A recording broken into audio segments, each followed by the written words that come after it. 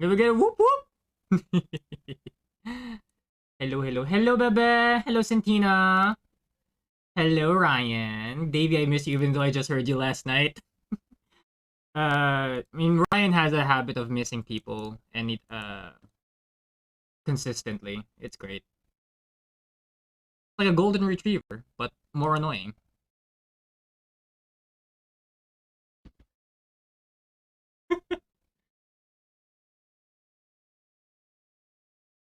Hmm. Nice hair, thank you. My girlfriend said she loves it, so I'm keeping it. You like it? Yeah, you said before we went live, you did say that this is the first time you've seen me in this kind of hair, right? Yeah. What do you think? What do you think, buddy?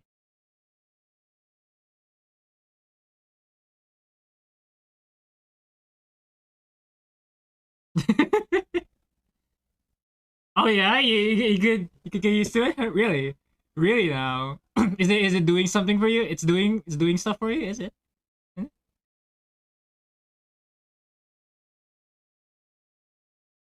God damn it.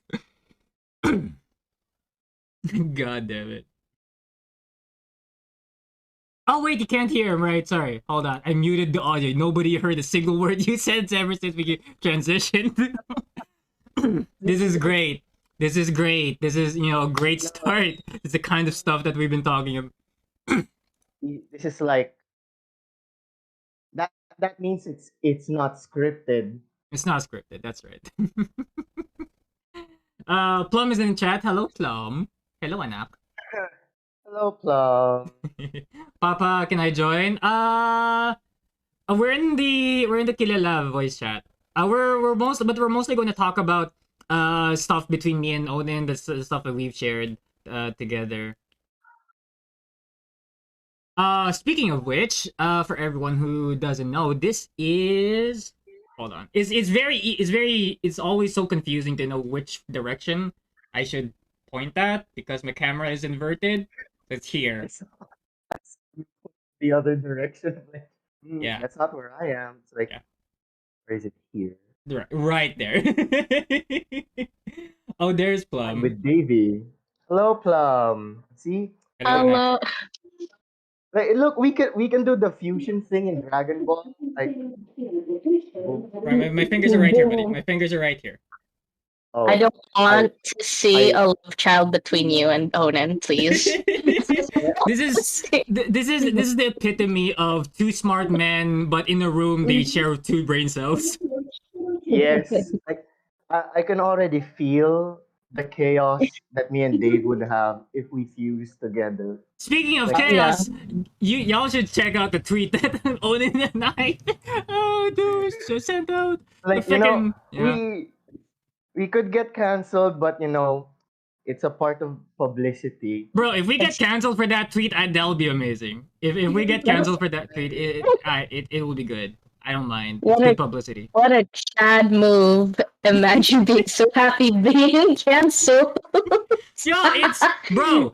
Look, I remember. I don't know if you guys heard this, but this guy's toast was banned from Twitch because he was watching anime on his stream. Turns out that was also scripted for publicity because he asked Lily Pichu to DMCA him. Oh no. Like he intentionally did that. He did that on purpose, just to prove a point that you can get away with most stuff. Anything is and everything is publicity. Like Disguised Toast is a content king. Cinnamon toast can wait. The other one? Disguised Toast. Oh, okay. Is this a I have 24 no hour idea. stream, Dave? No, it's not. Not Oh yet. my god, my dog is fighting. I'm I sorry. mean, if it's a 24-hour stream, there would be more chaos down the road. A sleep deprived me and a sleep deprived and Davy. then there's this gremlin, Plum. The I'm allowed to stay up. All right, I cool. haven't like had school. You've had school. Yeah, for like 3 weeks, I think. I can't. I have no concept of time. Mm, don't we mm, all? like what is time? It is a Time is concept. time isn't real and the world keeps rolling. Anyway, Yeah. so for everyone who doesn't know, there we go. This lovely person, this lovely human, is Onin. Like I'm a And war then criminal, by the way. out of context, that's a confession. We're gonna contextualize that a little bit later. Also, Uh, unexpected guest is also Plum, our my Twitch daughter, and who I have not heard or seen from a very long time. I highly suspect it is because of one dirty, conniving, uh, less than scum back, boyfriend named JP. I'm guessing it's because of him. back at it again. I will send a message over to him, Plum. Let him know that I will return the favor in full, like not in full, like threefold. See, Whatever you do, father, Whatever you that. do to Plum, I will do to you, JP. Oh my god, Anything. that is scary. that sounds very good. That sounds like homosexual activity. Almost. Anyway. It's like fog, Anyway. fog. So yeah, this is the first episode of Turtle Talks. It's like Tony Talks, but our Ninong is not a son of a dictator. Now you're free to assume whoever we're referring to, but that's on you. I mean, I it's very easy. unexpectedly always join. I wonder who we're talking about. Nope. Anyway, You're free to assume. I have met no idea. Onin. If you you want to talk about where and when was the first time we met? The first time we met is on a birthday party of Yeah. our mutual friend, Sky Nimue. We were outside Lipa, and then Dave just so happened to be there.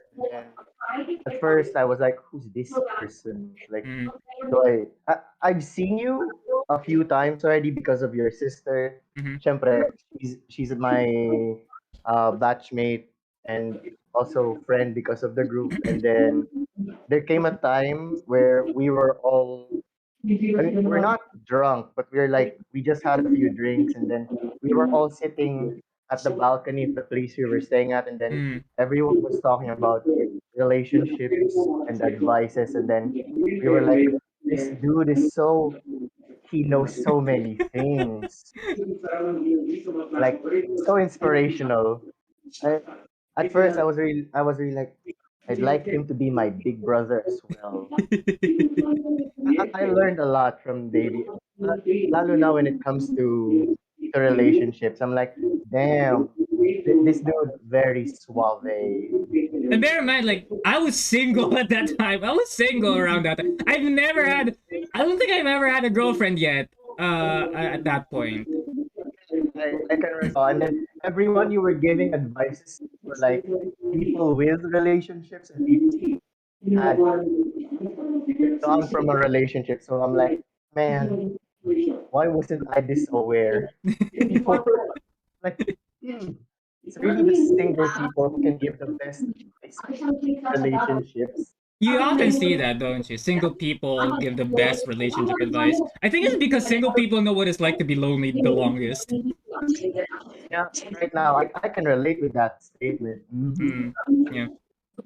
Really, but yeah, I was single at that time when Onin and I met. Yeah. I remember the one thing I don't remember that being the first time that we met, because my earliest memory before you brought your thing up, but the earliest memory I had was I uh I just came from, I think it was Comic Con. It was a convention. It was an anime convention, and I bought some new sleeves for cards, new sleeves for Vanguard. I posted it on Facebook, And then I think you messaged me or you messaged Faye or messaged my sister and said your brother plays Vanguard. Wait. Mm, I remember that, but I remember that being like after I met you in person. Oh yeah. But yeah, but that when I saw you post that, I'm like, oh my god, he just got cooler. Like like from here to way up. Like Like he's such a Chad for having good relationship advice, but then you realize he's also a nerd. he's nerd. He plays the same card game as me. Oh my god. By And by transitive property, that should also mean that you're also cool. You're as cool as I am. that too. I was actually surprised. Like the moment I remember that the moment when I joined the group chat in the Vanguard community in Batangas, the first thing I did was look up your name in the GC. And then when I saw you, I was like, he knows I've been playing, but he never considered adding me. Look, I And don't use. Look, I wasn't that social on Facebook. it was a big surprise to me. Now, what a small world. Yeah, small world, small world. I thought you Um, guys would meet during the Ice Age. You know, sorry. you were the remaining part of like the dinosaurs. I guess so. Speaking of it, and Plum, like I remember Plum. You want to talk about what the first time that the two of us met? Yeah, sure. I'm sorry I interrupted because I thought it was going to be like a game. Well, you're here now. For now. Oh, yeah, you're true. Let's Anyway, go ahead. so you want to talk about the first time that we met? Mm-hmm. Go ahead. I remembered, like, I think Val, it's been so scuffed. I'm sorry. I have a memory of, like, I have no idea. I think it was, like, because of D&D, right? Mm-hmm. Yep. And I was so invested in it. And basically, you would hang out a lot Mm-hmm. in VC. I remembered, like, this one funny moment where you were, you were just like your face was super zoomed in the camera and you were eating instant noodles. Oh, Wait, what? yeah. I was going through something. Yeah, I miss your cats.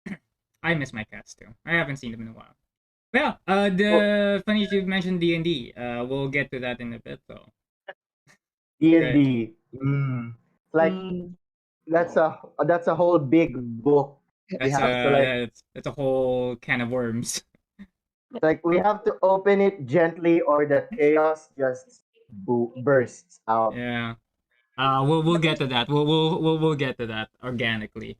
But yeah. Well, as we mentioned earlier, Onan and I, we the first time that we actually bonded was over Vanguard, was over cards, right? Yep. Um, I remember you saying that you stopped playing for a while, but then when you found out that I was also playing, and there were a bunch of other people in our school playing, that's when you got back to Vanguard. Yeah, definitely. Because I was like, oh my god, I thought me and VJ were the only nerds in this school. Then I'm like, but there are other older nerds. I'm like, you're not alone. And there's actually people that we can use as a base. Like, bakit siya? He's like older than us, but he gets to do this. Yeah. Your parents can't argue if an older peer has the same hobbies as you. They'll be like, all right, sure, I guess. Yeah. Cause like we're basically used as scapegoats because like there were other people like in my batch, like there was Andrew, there was Raymond, right? Sleeping. Yeah, and then the eldest one in our group was Carl, right? And then like Yeah. you see these people older people actually play the same game as us. Um Oh, hey, look! It's Carl. Carl's in chat. I thought Onin was a lost soul back then, but you know him before that, pala, Dave. What do you say Yeah, about that? the the only reason why I got into the group is because of selling some. I sold. I remember selling my full bow. Like it's shiny, so I thought it had value, so I posted it. And like a minute later, people chatted me like, kung taga saan ako in Batangas, what I was playing, and then a second later, I was in a huge GC. I'm like, oh, I'm not the only nerd in Batangas. Let's go. Thank God, I can be weird with everyone else. Hmm. Here's a confession though. Here's probably the first of many confessions that might come out of this podcast. I actually went into Vanguard because I thought I could make money out of it. Because you could sell and buy and resell. Decks and cards, yeah. But now look at me. Yeah. I've spent more than I've actually earned from Vanguard. Oh, same. Like I thought I could like after I finally done my initial goal. I thought to myself maybe this time I can sell them at a higher value, keep collecting, but at the same time earn Mm-hmm. earn a bit more. But nope. Nope. It just keeps piling and piling Yeah. until I What can't. is here's a question though. What is the most expensive thing that you bought at one time? Like what is the highest amount that you've spent on Vanguard all at once? Because I have an answer for myself. But what about you? The most expensive thing I bought that's Vanguard related, right? Yeah. So it's actually two. Oh no. Oh wait, no, it's not two. It's actually one. So I remember spending at least 10,000 on an OTT card pool. A card pool. Okay. It was Ha- a so-so card pool, but okay. it was worth the price. Oh, yeah. How many cards were in that pool? Like, was it a big? Yeah. Was it enough to build a deck? Oh, it's enough to build like 4 decks. Oh, damn. Okay. Right? And like two out of those four, I've already sold away, and then the remaining, of course, it's still with me until today, and Mm. it's like one of the favorite clans. Yeah, like I remember like when I was still in college. I remember every time I would play with you, you would often be playing OTT, right? Like that was like your main clan back in the day, back in those days. My main clan, it was actually Royal Paladin for the sole reason of their never dying mascot, Blaster Blade. The moment I saw him in the anime, I was like, I want that, just that card. But then, over the years, I was I got fascinated with OTT. At first, I thought the OTT in general would be a troll deck Mm-hmm. because I just played it to deck out and frustrate my opponents because they're like, oh look, I can't guard, but you only dealt 5 damage. Oh look, 0 cards in deck. You didn't beat me through your own way. It was fun, and then I started seeing the different cards, the combos, how Mm. well they play together, and I'm like, oh my god. I hate your wasn't Ichikishima? It was Ichishima. Yeah, the Ichitom Tom combo was a nightmare to play against. I hated you for that. There is a new combo that I've thought of, and let's say I call it intercept or die. That's the see that's the point that's the whole thing. And you know what's funny is card that enables that combo is just one. I just run one of it in my deck, and I can consistently run that setup Ladies and every time I gentlemen, play. a war criminal. I am guilty as charged. Like anyone who doesn't know like Vanguard terminologies or what the war crime that is Ichitom It's very hard to really relate to whatever the fuck we're talking about. Um, but yeah, so that was it. That was the most expensive thing that you bought at one time. 10,000 pesos for 4 decks worth of cards. That's It was really worth. really worth. Okay, here's the thing. I spent the same amount of money for less. I spent 10,000 pesos for 1 deck. You spend 10,000 pesos for cards that you can build 4 decks out of, plus extra. I spent 10,000 pesos for 1 deck. Just so that I can have 4 cards from that deck. It was Crayon Tiger. Was it Crayon Tiger. It was Crayon Tiger. It was my graduation gift. My dad was asking me what I wanted for as a graduation gift. I said, "Dad, could you just send me 10,000 pesos? You wouldn't know what to buy. You might buy the wrong thing, and waste a lot of money. I know what to buy. Just give me the money and I'll pay for it." Okay. So he gave me the money, and I spent 10,000 pesos on a single big belly deck. I had every single card in that deck. All of them were duplicates except for Crayon Tiger. That was the only reason why I wanted to buy that deck, was for Crayon Tiger. Crayon Tiger. It's the staple of the deck. It enables the huge swings. It does. It does. The annoying huge swings.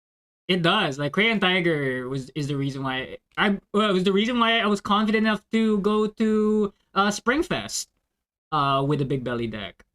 I remember you and I were in a group for Springfest. Yeah. Oh wait, could you lower the bitrate? Oh, hold on. How do I do that? I don't usually do this. I also do not know. You edit the voice chat, the Kilala chat. Okay, and then I'm on lower the bitrate, right? Bitrate, yeah, you just lower it down. I'm gonna put it to 36. Okay, thank you. There you go. Thank you. Oh my god. So yeah, Springfest. Yeah, Springfest. Oh, I will never forget that the accidental honor bestowed upon me that day. I remember. I know exactly what you're talking about, but I'll leave it to you to tell it. So I can't remember how it got to that point, but they just handed me his registration sheet and the ball pen. He was like, "Name the deck." Like, all right. So I put in his deck name Moon, and Friends. So Dave, would you do the honors of explaining why it's Moon, and So yeah, I gave you the registration form. I asked you to name the deck because I didn't. I was brain dead. I just came out of work. I just came out of night shift. I haven't slept a wink yet. That. Yeah, I haven't slept a wink that day, but it's Springfest, so of course I was gonna be there. But I didn't have the brain power, the brain juices to actually name the deck. So I gave it to you, and you gave back Moon and Friends. It was honestly the best deck name anyone could ever come up with. It was called Moon and Friends is because of this one particular card, Managarmer. It was a grade 4, it's a stride. It was like one of the target strides for that deck, right? It enables all the combos. It enables the crazy combos with I think it was also Talented Rhinos. Oh yeah, it was also Peace for Talented Rhinos. Yeah. But yeah, Managarmer is a very hard name to pronounce for most people. And then I did a bit of reading, and it turns out that Managarmer is actually like a moon god. Like, it's a wolf that chases the moon. It's literally Yes. Moon. And then I guess that's how Onin came up with the. Because every time that we play tested that deck, and I strode to Managarmer, I know how to pronounce the name, but every time I stride onto him, instead of saying I stride to Managarmer, I say I stride to Moon. Activate Moon skill or whatever. And then it just became a running gag. It just became a running gag between us in the group. And then yeah, Onan named the deck Moon and Friends. I would have called it Mana Garmer and Friends because I knew the spelling. But then I was like, I'm better than this. You're better or I worse was than like, this? I'm worse than this. I was like Moon and Friends. Like the judges who would be seeing that. I also thought like, imagine on a chance that Dave tops, everyone who would be making a deck out of his deck in YouTube, they'd be like Moon and Friends. Like, they would say it in a serious tone, but deep down they're laughing. They're like, why Moon?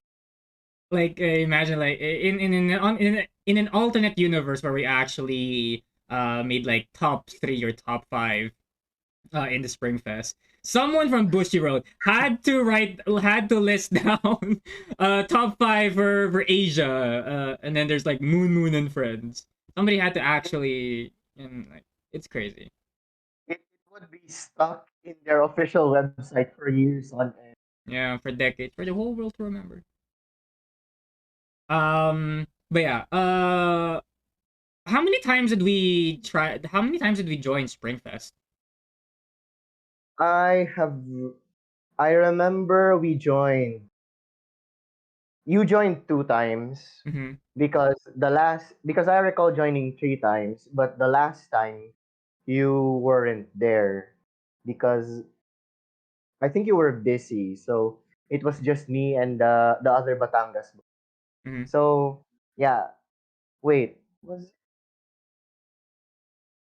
oh wait, no, I think it was 3. You were still there on the last Because I know, tournament that we had. because I know that you guys, because I think during the last Spring Fest, that was during the time when Vanguard already had 2 formats, standard and premium, and Yeah, yeah, yeah. I think you guys went to the standard and premium Oh no, days. we just went for premium. Ah, I okay. remember that you, me, and Kuya Carl. Yeah, we were the ones on the team. Okay. I also remember one of the people that we fought for the first round. The same people you fought the previous Spring I Fest. remember that. I think I still Like, have pictures of that though. I wonder if I can find it. the moment we sat on the table, me and Kuya Carl were just like reviewing the deck, and then you were like, "What are you?" And then after we were like, "Oh, it's you," and then we're like, "Oh, we're new." Yeah, I I like how both you and Carl were so busy trying, reviewing the deck. It's game face. It's game face now. We're competitive now. And then there's me like, oh hey, I remember you. remember that was the last quote unquote healthiest time the meta was, still acceptable. Oh yeah, Yeah, because it was the meta before on that Spring Fest. It was Ezos, it was Katrina Token. It was also that NLK I and remember the NLK being very super annoying. it Every was because you ride, then you ride again, then you yeah get more protects. Like, yeah please, when like will you kill me? yeah like everyone and their mother was playing NLK. Yeah, it was always the 3 troubled decks in the format before. Ezels, it was Katrina from Nina Nectar, versus our our now nerf king Dark Irregulars. Mm, Their OP stride got banned right, finally. right. But yeah, that was really fun. What was I think the farthest that we've ever gone was like the third or fourth round. Third Yeah, we round got maybe. fourth. I think Fourth we got fourth. fourth Yeah, I rounds. can I can remember that. Got through 4 rounds. And I think most of that was because I think there was one time that we were able to get past a round because our opponents defaulted. Yeah, one of them defaulted, Mm. and Um, then I here's think my favorite memory though of Springfest. Though you remember the Blaster Blade deck? yes. Oh wait. Your opponent? Oh yeah, I remember that. Yeah. The, the protecting his the blaster blade on the rear because the early stages of the game, all of his blaster blades were going to the like, rear. It's really sad for you. So close to decking out that I had to Oh, swing the rear oh no, guard again. oh no, you keep cutting out though. Hold on. Let me see if I can fix that. I'm gonna raise the bit rate a little bit. Like 42. You can try that now? Oh yeah, I was not moving. There, I think. There you go. I think that's better. Yeah. Anyway, so yeah. So it was so funny because all okay, so for a bit of context for chat, my opponent was using Royal Paladin, deck, which at the time heavily relied on just one unit. So this is the unit that they heavily relied on. Let me show chat. There you See go. this chat? This boy, this has been carrying Royal Paladins for the longest time. So yeah, all three of them were going to damage. This dude, I knew what in his hand was the last blaster base. I'm like, in your hand, isn't it? It's like I can see him crying. I'm like, oh no. Then I saw him call it like I'm gonna remove that. That's now the new game plan. Because if I remember correctly, you and you and Kuya Carl already won your game. Yeah. So it doesn't matter if I lose or win. I'm like, I'm just gonna have fun. So I swing with my rear guard, my vanguard, my other guard, blast it. And he's like, PG, G guard, PG guard. Then when he's finally out of hand, I'm like, I'm gonna finish you now. So it's like that was fun. Yeah, I could say that was also fun. But for me, my best my best moment in Spring Fest is the last tournament that I attended. It was the solo one. No teams involved. Mhm. So I was so Ezos is still very much alive in the format, but I think Wonder Ezos is bad. VJ can correct me on this if it did get banned. So anyway, I was up against an Ezo player, Yeah. and he had this huge board set up. I was only at 2 or 3 damage, and then he straight up he could have ultimate, but instead he used the ultima as a flip father for another card. So I'm like, deep down, I'm like, he's flexing on me. For I don't. anyone, for those who are unfamiliar, like Ultima is one of those god cards. Mm, Is You usually see Ultima being used like as a game changer, as a lethal turn. But somebody used Ultima instead as kind of like a resource, yeah, basically they did. turning this god card. Imagine turning god into a pawn. Is Yes, essentially what that other player did. and then he's not aware that I had like at least 20 or so cards in hand. I'm like, "I'm gonna survive. Deep down, I'm like, survive. And then I had that bully Spider-Man phase. I'm like, I'm gonna put some dirt in your eye after your turn. I survived. Like without a doubt, I survived. I stride into the strongest win con at the time, which was Ichikishima. I called Tom, and then I told him, "Nice Ultima you got there." I flipped for my Ichikishima, my own Ultima. Like yeah, his Ultima, it was like an SP, but mine was the CR Prince. I'm like, mine is superior. You are gonna lose. So I swing, and he's like, "Guess I'm gonna die." I'm like, "Good game, Because that's good all that you game." could do with the Ichitong combo. That's all you could do. You're not allowed to guard from hand. You can't guard for the G zone. You can't activate auto abilities. Like, what the hell are you supposed to do against that?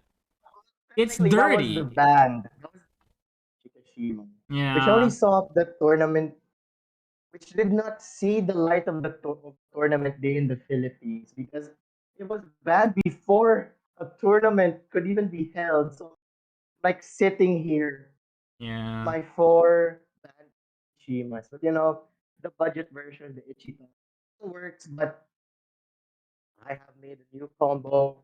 It's still as Princess annoying. card. It's still just as annoying though. Oh, Sorry, I it mean is. Mhm. sorry, your audio keeps like cutting out. Like your it's like the mic is peaking and then it's overcompensating. Oh, hello, hello. That's a lot better. Sorry. I'll just put it right here. So Cool. yeah, You like look like you're thinking, which is really nice. yes, I am a thinker. Well, and your most hated combo it is obsolete next to my favorite combo because it ain't no way in hell is anyone gonna guard a 80,000, 90,000 3 crit that you can only intercept. So that's where it comes from. Intercept or die. You intercept or die. It's like you have intercept. Oh, dear me, eat 3 damage right now. It's like hey, if you saw chat a while ago, VJ actually gave context that after I did that combo on him, his bed broke. Like No. the side he was sitting on broke. So I'm like, must be my protagonist Tower's Awakening. Jesus It Christ. even affected the mortal plane, kind of. Christ almighty. Yeah, I like and like my favorite Vanguard moment, and one I always like to bring up was when I beat VJ with an 80k or 70k grade Oh zero. my god. I That remember that that. was like by far the best moment I've ever had. I haven't felt the thrill of a game like that ever since. Um I can I can remember VJ chatted me yeah. that what happened. He was like, I am now afraid of grade zeros. I'm like, wait, why? He's like, it's like being hit with a zoo. I'm like, oh, you fought with Kuya Dave. Oh Mm. yeah, yeah, I fought with Kuya. I'm like, oh, like grade zeros. I'm like, Yeah. scary. Yeah, I think if I remember right, I think it was like Balaral with the combination of like trigger effects. It Yeah, was I see. it was funny. Like Yeah, 70k. Like I had like a full front row of grade zeros, grade zero, grade zero, and then there's Oro. There's I think it was no, it's not Orum. Balaral. Um, mm, and like it was just really funny, like swinging like with these you really cutesy, really small, really tiny little animals. Grade zero, you see the little printed 6,000 power, really cute little number, and then suddenly I say I swing at you for 80,000 power. This is your final hit. You guard this or you die. like I can remember that was before the V It format was was, it even introduced. was, yeah. I I remember VJ was using his gold paladin liberator. It's like Ah, that makes it even imagine better. That makes that story these even better. these big strong knights and then Yeah. these cute little animals like suddenly grows big with muscles. Like You oh got no. do you know that meme like for that Pokemon VGC tournament with Pachirisu? Oh, I know that one.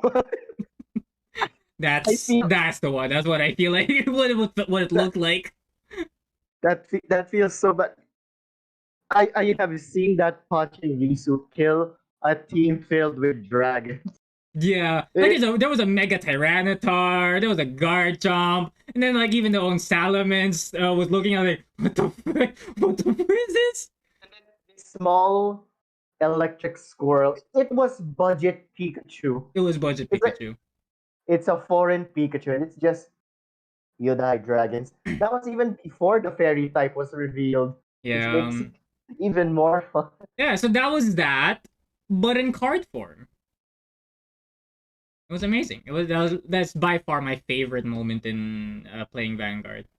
I miss being wrecked by Dave. Hey yo, if by the time that this pandemic is over, as soon as everyone is vaccinated and boosted, Oh, I I have don't already mind. received my booster shot. Nice, let's go. Yep. At first, I thought there was a second dose. I'm like, when's the second booster dose? My mom was like, "There's no second." Wait, really? Oh, you still have No. to get your booster after 6 or 3 months, depending on what you got. Oh, so I It thought just I it's thought just there not would be like a second dose it's of not the just no, booster. it's just not called second dose. It's just a booster. Ah, I see. Then I shall be collecting all the vaccines. That's what I'm That is trying to now do. my new goal. That's what I'm trying to do. Oh, I got my first 2 doses were Pfizer. My booster shot was Moderna.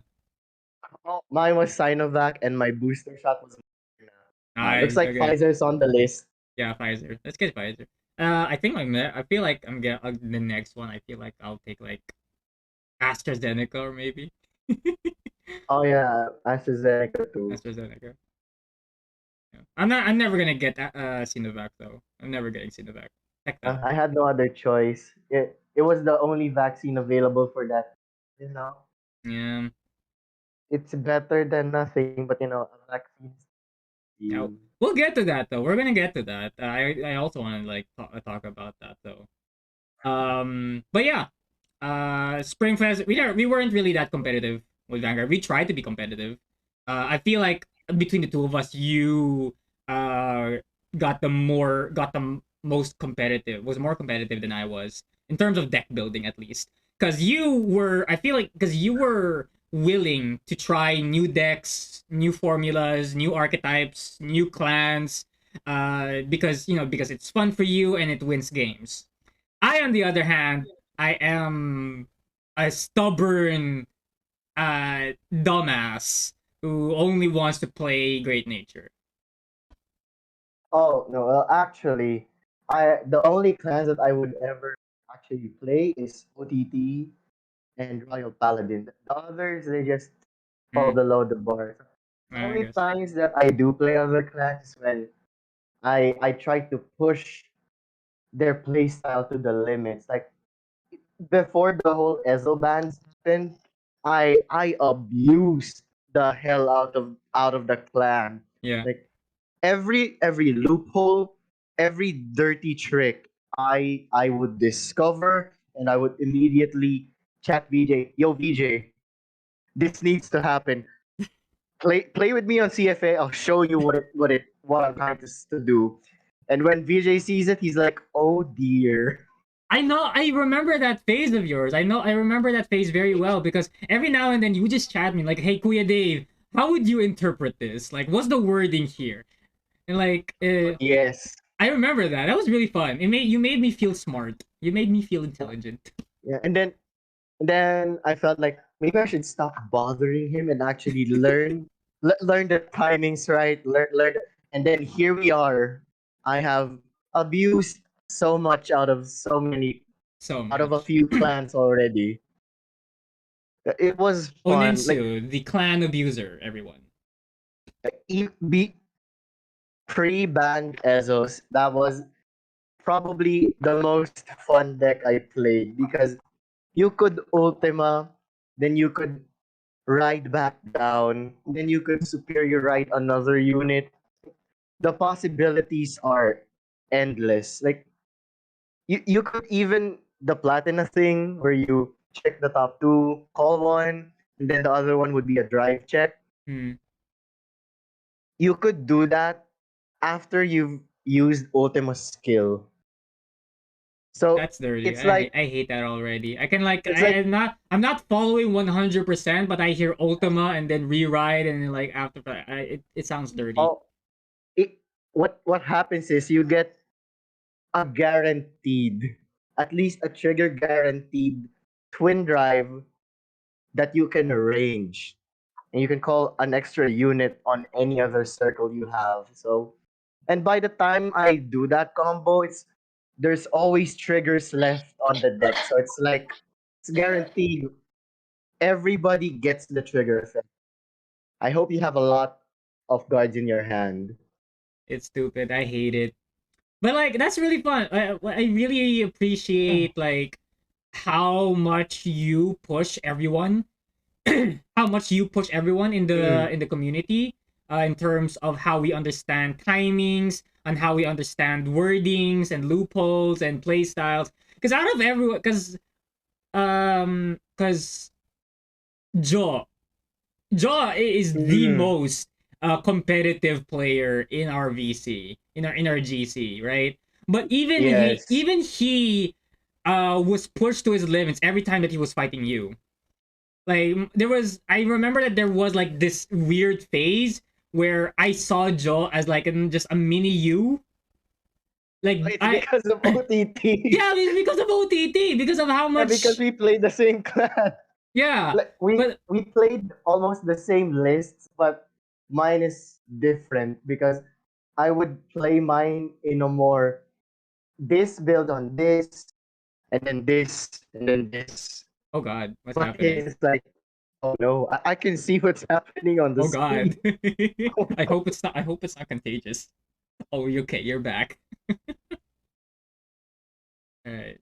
So Anyway. yeah, my decks, it would always build around being able to do what it should do. Mm. It it there's a difference. I just know that there's a difference because There's a difference in your head. There's a difference in your head.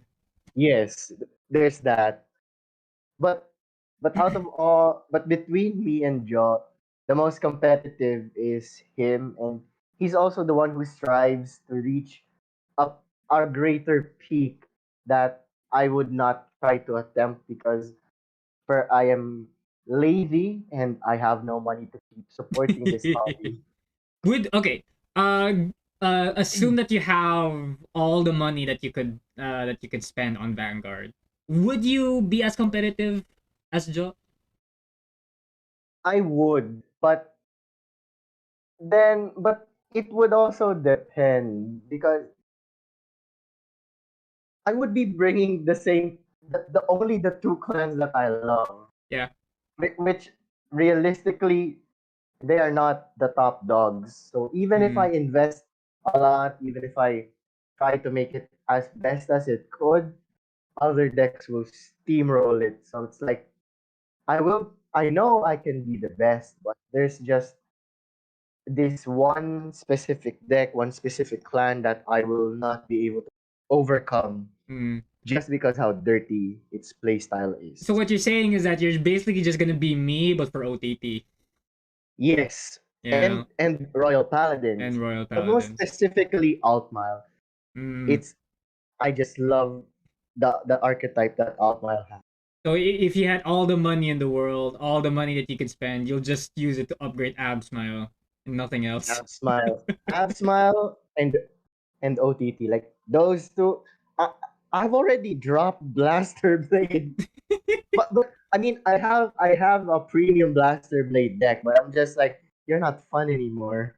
You just Yeah, do the same things like yeah, that's the thing. everybody. Exactly. Like that's what I think that's also the one of the reasons why I refuse to try other clans, because I see other clans. I fought with other clans and I see how they play. I see how it moves and how it flows. I don't It's not fun for me. I don't find Mm. it's not fun for me. I remember that a few months ago, I tried to do a Vanguard stream where Oh yeah, I tried to use, like, I think it mm, was Dimension Police. yeah, I remember that. I was a part of that stream. Yeah, it was. I tried to do like I tried to try other clans, but all the whole time I just was not having fun. It was It, not fun for me. I think it's the whole deck building a different clan that you don't know is hard. Like Hmm. in all on also a part of that is because I was also partly backseat driving you. I Hmm. was telling you what to do. So I also admit that was also a part Yeah. of the fault is also a part of mine. There's also that. Yeah. Because uh i- if instead you would have randomly chosen, I would have suggested you just ask any one of us in the GC what deck we use so you could Hmm. just net deck it and then we just Yeah. tell you what it does. Then that way it'd be easier since it's a deck that you've always seen. Hmm. Like you could ask or you could not ask from us. You could just, hey, what's your deck list? And then you'd be like, read the skills, and then okay, I can see where this is going. So it's Yeah, like that I can yeah, do. That I can do absolutely. I guess you're right. It was the stress from deck building because uh like looking at cards that yeah, that I'm not familiar with, having all of these options, and then I think there was also the pressure to be entertaining. yeah. That I also get, because if you're using something new, you should at least try to be entertained with it. But since it's something new, it's something foreign, you have a harder time to Because adjust to yeah, it. because I don't know how to make it entertaining. I don't know how to Mm. be excited about it because I'm not excited about it myself. Yeah. So Um, that was one of one of the hardest streams that I watched, because of course you were having a hard time, and then there was that very awkward atmosphere, mm, and then what happened after. So it was hard. Also, the transition that you had to do, your beloved great nature mm. to a clan that's not great nature. It's Yeah, like I feel like great it's very nature. far from great nature. It is. I would, if I was there earlier, if I knew what you were planning or you choose, I would have suggested maybe try Grand Blue or Royal Paladins. They're very rearguard centric decks, but they at the same time they can fill their resources easily. Mm. Lalo na Grand Blue. Grand Blue is super, Like Grand it's Blue annoying is to fight. it's I annoying hope you're because like listening. I hope you're listening, VJ. It's annoying to fight, because Grand Blue uses a resource that always has resources. Like right? just by the sheer nature of the game, just by the sheer normal flow of the game, the drop zone is always gonna have units in them. There's never gonna be a single game where the drop zone never sees a single card. Eh, unless you're fighting against Narukami, which just It's something else removes entirely. your drop zone. Yeah, because like with Narukami, you gotta with that kind of with that scenario, you have to be actively trying to erase the drop zone. But but yeah, just by the sheer nature of the game, Grand Blue will always have something. Grand Blue's always gonna have resources. Yeah, that's why Grand Blue would be the most beginner deck friendly to play. It's easy to learn, but it's expensive to keep playing. Mm, yeah. More or less, it's expensive to keep playing it. Yes. But like, I feel it's crazy is still to think that we're talking about how I wasn't having a good time playing Dimension Yeah. Police because it was a different playstyle. But then Great Nature had a switch in playstyle when V Standard came out with the whole milling People, thing. yeah, the lottery. Yeah, the They lot, named it lottery, which which is I weird. hate. I hate that. I hate that they called it lottery. Um, the play style changed. I don't know. What do you think? Do you think I had a good time with Isabel and Leopold in V? You had a great time with it. I especially had a hard time playing against you when you had that new deck prepared. I'm like, oh no, it's another crit. Then gonna give me damage that will change up my plans for a bit, because you know how to effectively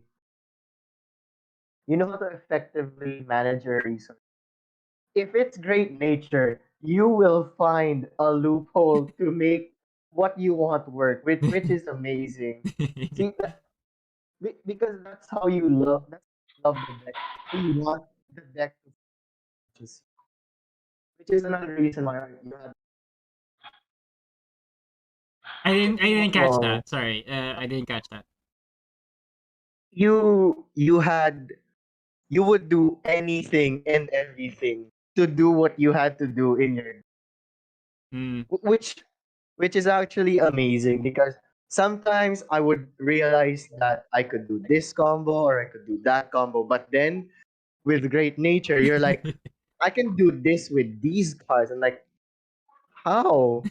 I look at them individually and I'm like, are you sure? And then when you test it, I'm like, wow. I think That was it? I really just think it's because my brain is just more fine tuned for Great Nature specifically. I mean, for I have played Royal Paladins longer than OTT, but my brain is hot wired to OTT. The moment I draw a certain card, I'm like, I know what to do with you. The moment something goes to Mm. damage, oh, I know what to do next. I'm like, Yeah, because you love that clan. You love yeah, that clan. You know those units, and yeah. you know the history behind it. You know the playstyle. You know the flow. Um, and I think that's one of the reasons why we can't really play any other clan other the ones that we like.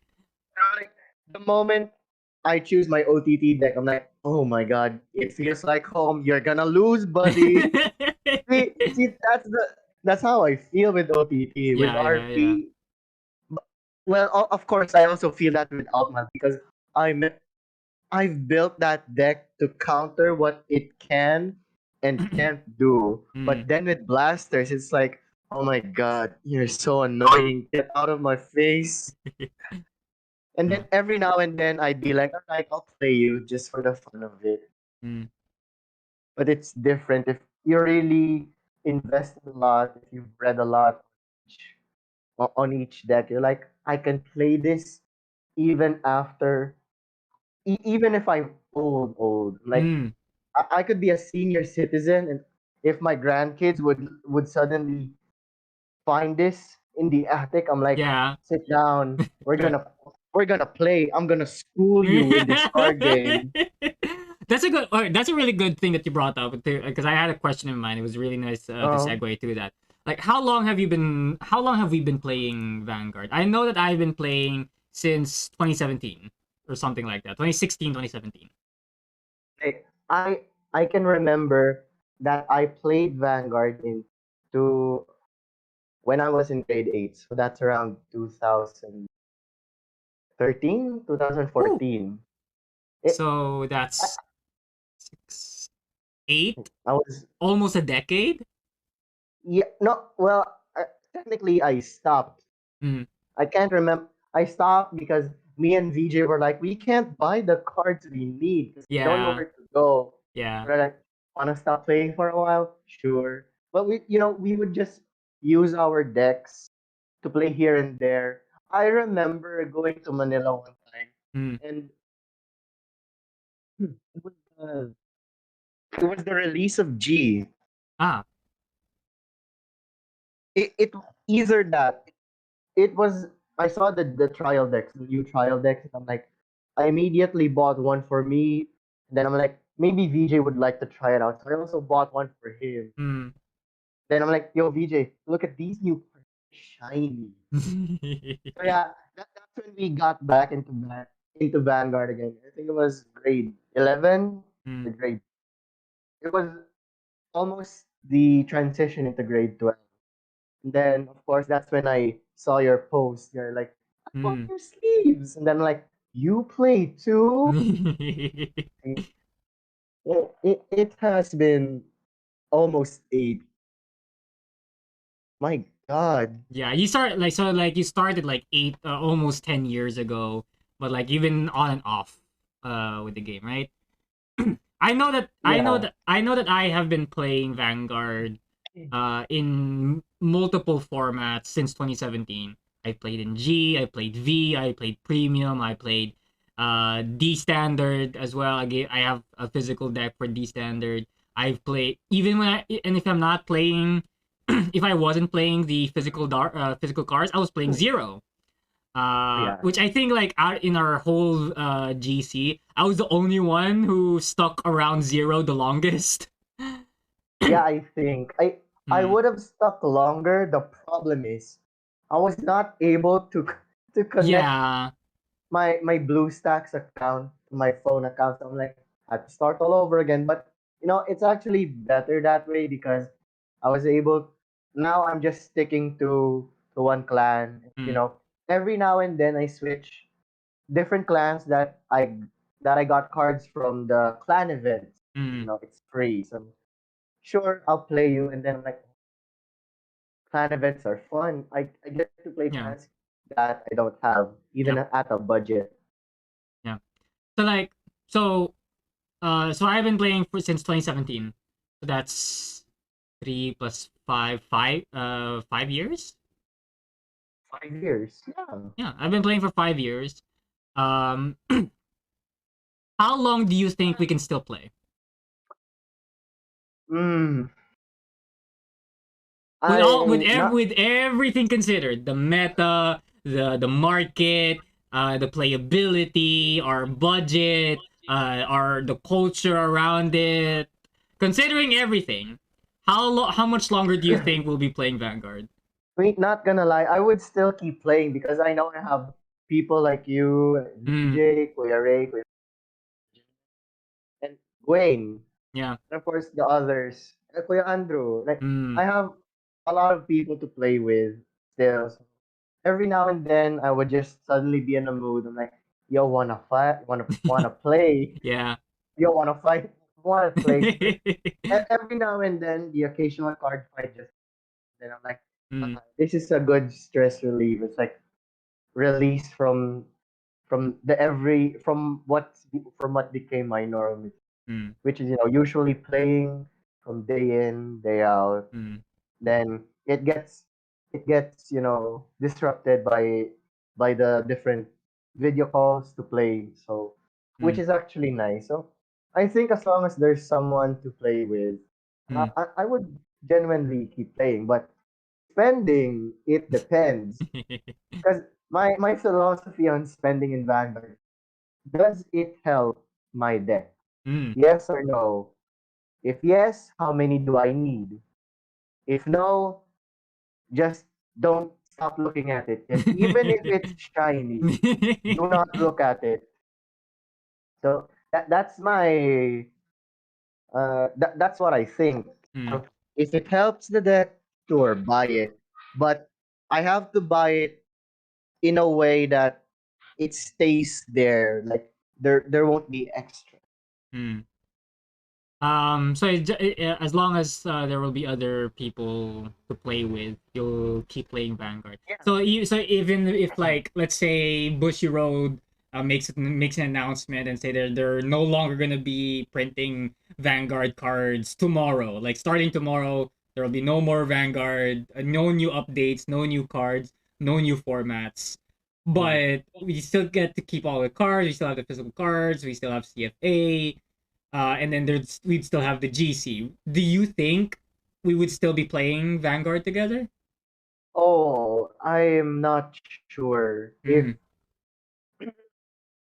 personally, I think that me and VJ for sentimental value were there. Of course, you mm, as well. You with GN with Great Nature. I I would be keeping my decks for sentimental value and mm. with a heavy sigh of relief. I'd be like, finally, I won't have to spend anymore if they Yeah, release something good. yeah. So, My wallet can finally breathe. like that's the plus. I don't need to spend if they print something good. But I'm just worried that at leave how they would leave the card game in. It's like, what if they leave it in a state where only three clans or three decks from different clans are in the top tier, which which would make the other decks also feel obsolete. So like, oh, I spent so much, but I can't beat Mm, this. I can't get over that. So it's gonna be another existential crisis yeah. to face. What do we do Because now? What now? because of course you invested on it, but since it's already over, Mm, what now? Like yeah. it's eye candy. It can be used for the occasional games to just relive the good old days. It's like Mm, uh, it would feel nostalgic. I would be it'd be bittersweet for It me. would be, yeah. Like, uh, I would be like, oh look, I if I would ride Blaster Blade when that, oh look, it's the card that the dude I played with before card with his whole life. Yeah. Eh, Then when I would see my Ichikishima, I'd be like, look, this card made everyone salty. Oh, how I miss those days. Yeah.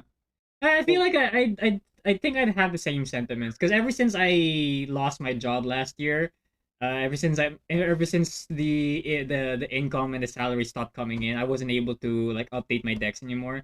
But I couldn't bring myself, even when I was like in a tight spot where I needed the money, or I could get more money if I sold my decks. Like you were there, you were like I asked you how much my belly deck would sell for. Yeah, I couldn't bring myself to do it. I can't bring myself to do it.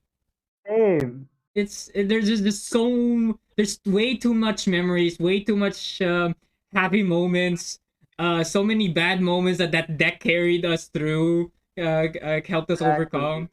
Like I don't think I think the same with you. Like when Belle and I move in together and we have our life together, and then after a few years, like I feel like our grandkids would still find the same deck box that I've been using See, exactly. And with then with all the scratches and all the yeah. everything, all the vandalism and all the dust. Like they open it up and that musky cardboard smell.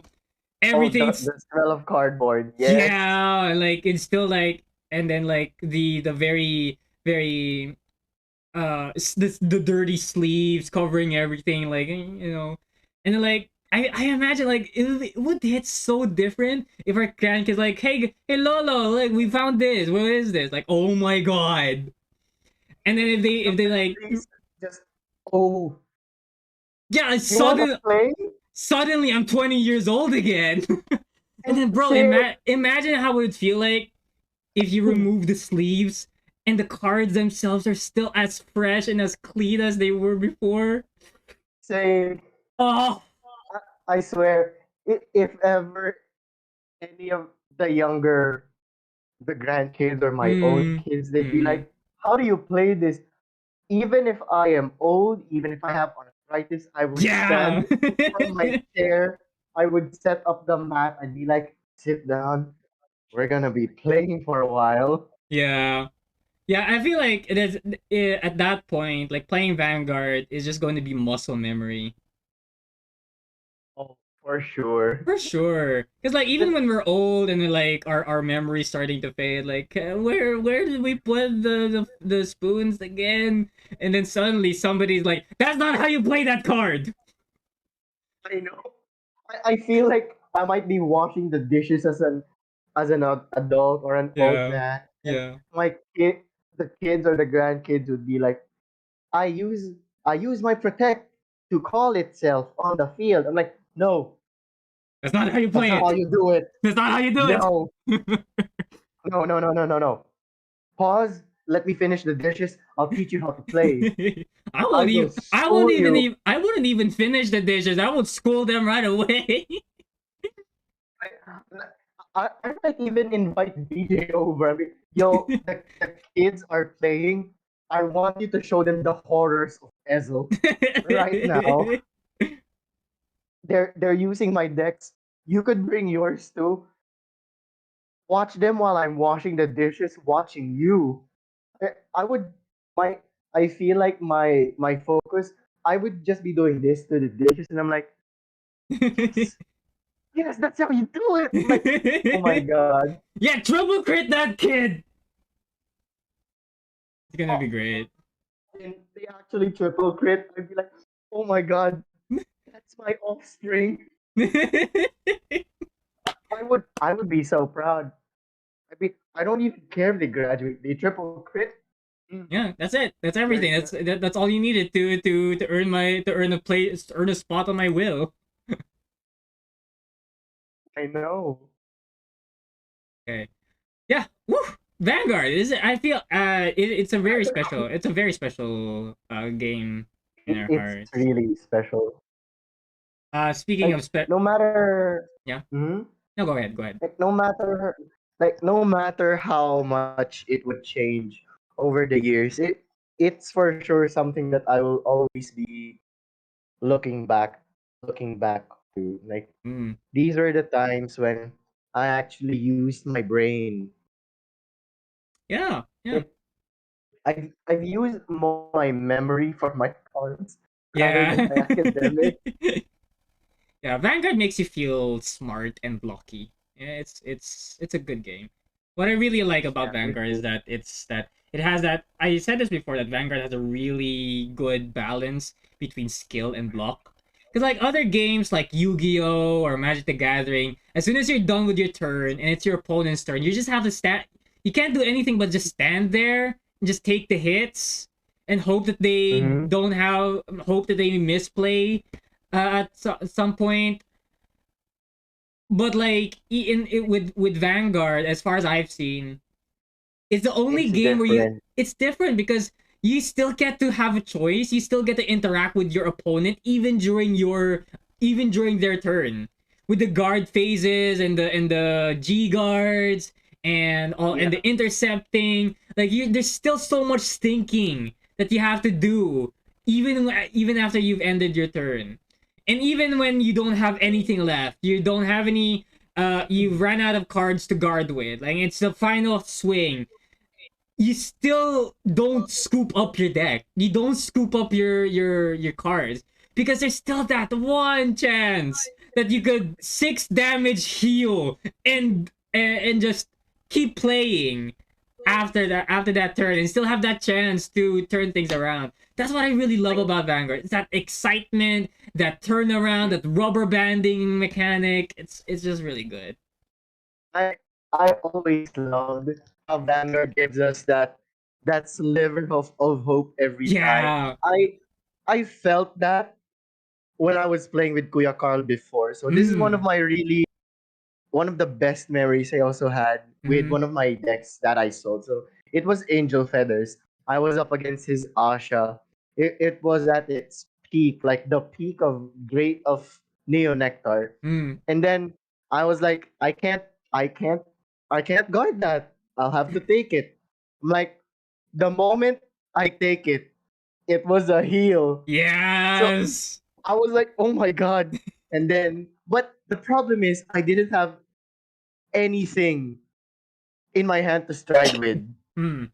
But then I draw an ultimate stride father. Let's go. You see, So like Vanguard that's gives the it. good. It's exciting. You That's the top amazing deck. thing. It's so good. Onin. Sorry. VJ says, remember that tone, Onin, when we both screamed in your locked room during a local tourney. Oh yes, because that was another 6 damage heal when VJ was super serious. He was like, this is the final turn. And he's like, I will show you how much I practice with this deck. And I'm like, sure, go ahead. And then I'm like, I can't guard this. I checked everything. VJ had to look at me checking my damage, my hand, and my drop for my how many heals I had in the deck. I had like one. It was Yeah. one or two. And his attack, it was one crit. So I'm like, I need a heal to win. I flip it. Me and VJ just go all out screaming. It was like 6 damage heal. The See, amount, because like the amount of ways that for a card for a deck to be arranged is astronomically big. And I feel like it's as long as we have that factor, as long as Bushiroad keeps that factor of surprise and suspense, I feel like Vanguard would still be a very popular game no matter what the meta is. I think that's how Bushy Road is catering to us Vanguard players. Mm. They're not the ones doing the surprise factor. Mm. They're letting us players experience the Mm. surprise factors through a very complicated RNG system. Very complicated. So it's really good. So like That that that's like one thing that they did. so yeah, like I agree Yes. with you. I would agree with you that even when we're really old, I feel like we would still be playing Vanguard. It will be a very special game in our hearts. Which brings us to the next topic. Would this be my favorite? Which is the next topic is something that Plum would actually be able to join in on, and that is Dungeons and Dragons. Um, Dungeons and Dragons. that was another game a game that I've introduced to you guys. I think at that point I was already working, right? I've already graduated. Yes. Um, and so like I know that I've been playing D&D with another friend. Will, it was William. He was also part of our Vanguard group, right? He was Yep, he is. he was the chef. Well, He was the chef because he had a lot of deck recipes. Um, and then like I remember we were playing Vanguard. We were over at your place. We were playing Vanguard, and then I just wanted to try it. I was just reading up on this pre-made campaign, and I said I want to run this. I want to be a dungeon master the first time. And I was asking you guys, hey, you guys want to play Dungeons and Dragons? I can teach you guys. Like, we can make characters. And we were using a phone app, and then we played the game. It was an underground citadel or something like that, right? oh, I can remember that. Yeah. Yeah. For anyone who doesn't know, Dungeons and Dragons is a cooperative storytelling role playing game, right? Basically, play pretend but more advanced. Play pretend, but with dice. Yes. Yeah. Dice RNG, which is Dice. so it's both frustrating and amazing. It is. The dice It is. RNG. Yeah. So I have played D&D way less than I've been playing Vanguard. So I think I would be playing like 4 years, 3 years of D&D, both as a dungeon master and as a player. But you and Plum, you guys have only known me as Plum has known me as a player. Yeah, I have. But most of the two of you know me more. You play with me more as your dungeon master, rather than Yes. a fellow player. I just to have like a moment of ego stroking. I wanna hear how you guys think of me. I think as your dungeon master. How the games have you been playing? Um. Like what's your experience as my player? Maybe we can hear feel like- from Plum first. Yeah. You go first, Plum. Well, basically, I like the fact that you simplify stuff for me because I am no thoughts, brain empty. And like majority of them, like the other DMs that I have experienced, sometimes they don't listen to what I would say because like it doesn't seem like really it doesn't make sense to them. While you, for example, like you take it to account, but like you don't always like take it to account. But I appreciate that you sometimes take it to account. I try.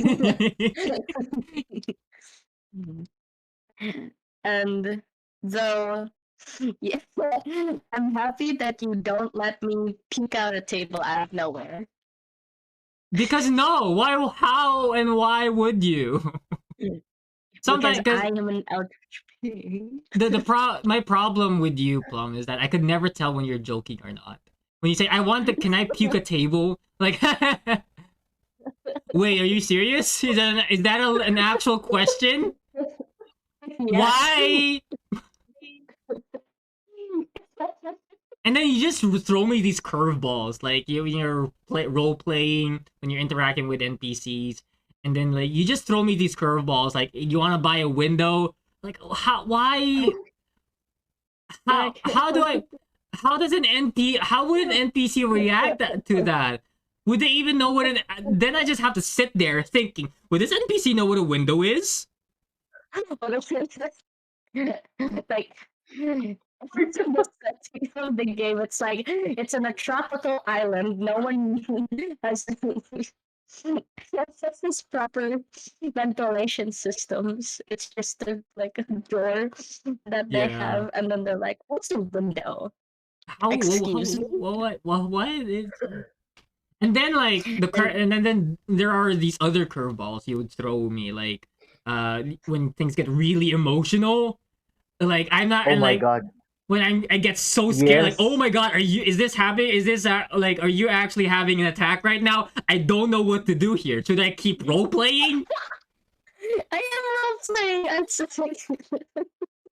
it's like if I cry out of nowhere, like or like it's a very big climax of like the story. Yeah, Of course, why would I genuinely cry? It's called acting, Dave. It's called... Very good acting, by the way. very good acting. Like Oh, thank you. Plum is one of those players like that I really enjoy having because at one moment you're playing along with the story, you're really enjoying the challenges and the NPCs that I give you, but then on the other hand you just derail it like like Bugs Bunny or something. I don't know what. Like out of nowhere, you saw. Bugs Bunny. Yeah, like Plum does like Bugs Bunny level of derailing, and whenever Oh my whenever, god. at one point, at one moment, Plum is playing along. Like everything seems to be like you understand the flow, and then suddenly you're cross dressing to for a bowl to get out of a sticky situation instead of just bonking that thing in the head. Like it's really it's very it keeps me on my toes. Like Plum is one of the players that really keeps me on my toes as a dungeon master. Literally, the first thing that I do on my first campaign was like pick up shards of glass with my bare hands. Yeah, I was planning to eat it. I was actually planning to eat it, but I was like, no, I think that would damage my character. yeah. Like, It My was god. dumb. It was dumb. It was crazy. ah, Um, yes. and D&D like is the reason why we. You're right. D&D was the reason why we first met because our mutual friend Vel was Mhm, also in a campaign with Onin. We were mhm. doing the Dacian conspiracies. Um, Oh yeah, uh, yeah, yeah.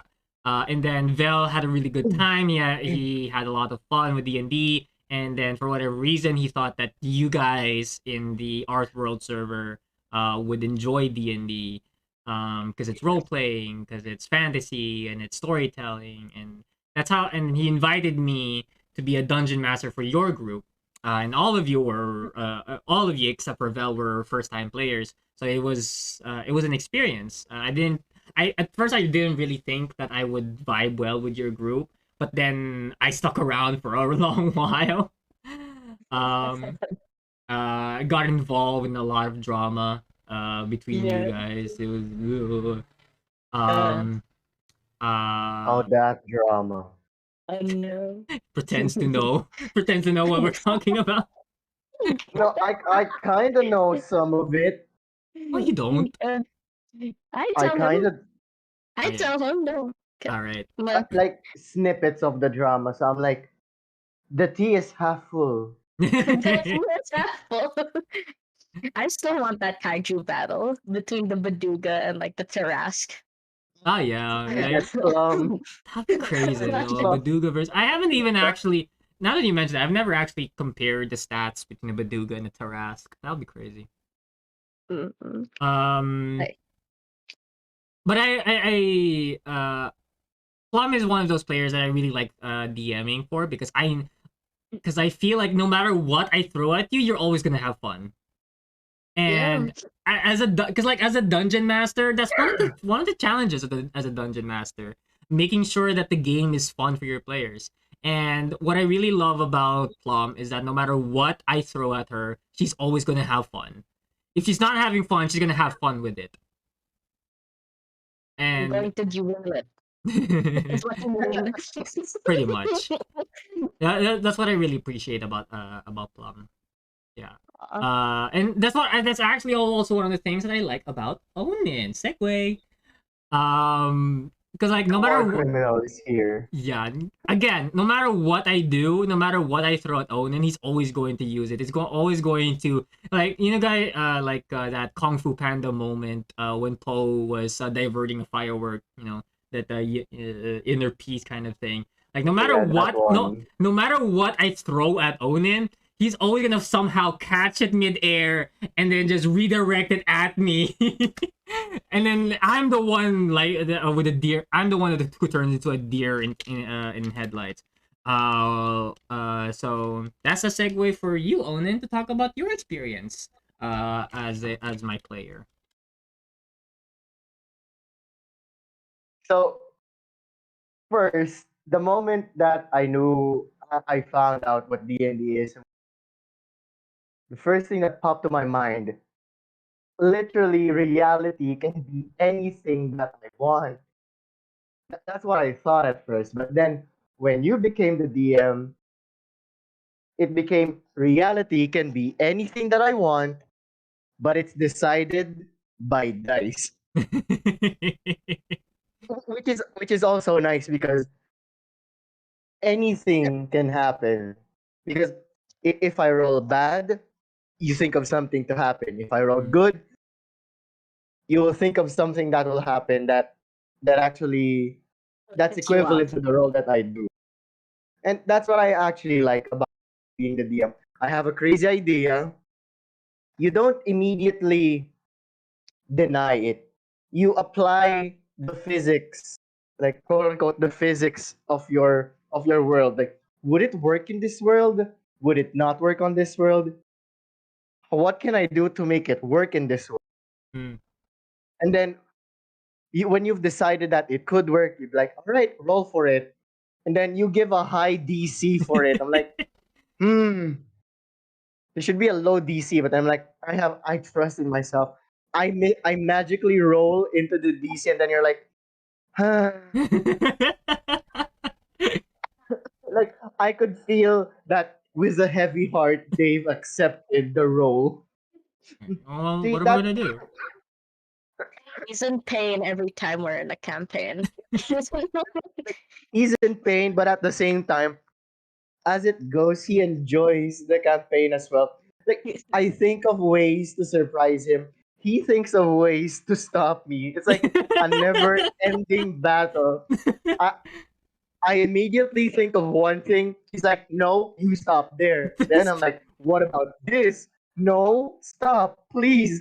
What about this? I'm begging you, stop. And then it all goes down to the dice roll. If the dice roll loses, immediately Dave is like, yes, momentarily, of course, because I'd be Yeah. like, what about this? And he's like, oh, not again. But then the moment the dice roll actually happens, he's like, okay, I actually know what to do with this. Like, he does something that I did not even expect. Like, especially the one with Tony. I just told Totally. Dave he'd be a senile old man, but then he's like, he's a senile old man, but he's actually this amazing old man. He's this amazing soldier from before. I'm like, oh my god, he made because my context for Tony is he's just an old soldier. He can do soldier stuff, but not as effective as before. But no, David's like, no, he's gonna be like a Master Roshi kind of guy, and he just flips a giant crab over its back, and then I'm like, that's how you DM. Like a player can throw you a curveball, and you could just hit it back. But what Dave does, he hits it back with so much force it exceeds my expectations. It actually makes me enjoy the campaign more. Like whether I failed the role or I succeeded, it's like, all right, here's a consolation, but it's not actually a consolation. You're actually gonna like this. Like with the boat, Ah, with yeah, my fishing rod, yeah. First and session. that whole bit with me and Plum, our characters were hyperventilating inside that ball. I'm Yeah. like I didn't know what to do, so I immediately was like, I'm gonna hyperventilate. I hope Plum catches on. And she hyperventilates, and then we're like, we're gonna use up all the oxygen in this ball, and you're gonna die along with us. And then David's like, oh no. Okay, they start to panic. Do I'm what you like, have to do. oh See, like no! anyone can come up with an answer, but it's different when Dave comes up with an answer because he answers Inst- with he answers in a way that meets your expectations, especially the one where we fought the Aswangs. That one, that's also one of my favorites because, not gonna lie, I only expected that the sea god I talked to would just dump salt on the Ah, yeah. enemy when time comes, or he just opens up a hole with seawater underneath the big bag. But no, they was like, you get a laser. you get a You get a reason. water cannon. Like, oh my god. Like, no matter how many times I throw fast curveballs, Dave just hits it with a home run. He's like, goes over your head. It's fine. It's going over my expectations right now. See, that's why, even if you're my only DM, I can confidently say you're my favorite DM. See, that's the funny part. Like, oh, he's your only DM. Why is he your favorite? And shut up. My favorite. It's my preference. See, he makes the idea in my head sometimes into a reality, sometimes not into a reality, but in a way that just meets what is needed by the story. Like water cannon. Like the amount Makes of me times, scared. amount, the amount of times anything did not go my way, it's fine because I know there's more chances along the way to do what I want, and they wouldn't allow it. But then a minute later, he's like, "But wait, this NPC does this," and then I'm like, I remember, oh my god, that's what I wanted to do. And see, it goes it goes either way. It's like a give and receive wherein no one actually surrenders. Yeah. And like one of those, like Fine. one a good example of that would be like your character name. Like even with just your character name, I have it's such it drains so much energy away from me. It takes so much negotiating with you when it comes to your character name. Because like for context, like we wanted to do like a Filipino campaign, Filipino inspired campaign, right?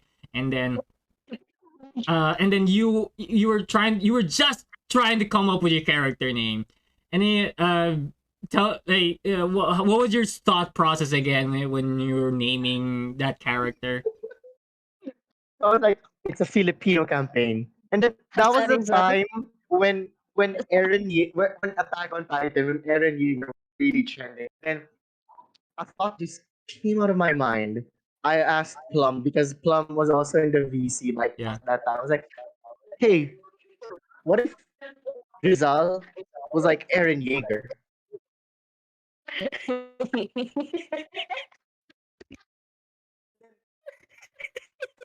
Logic just blows out the window.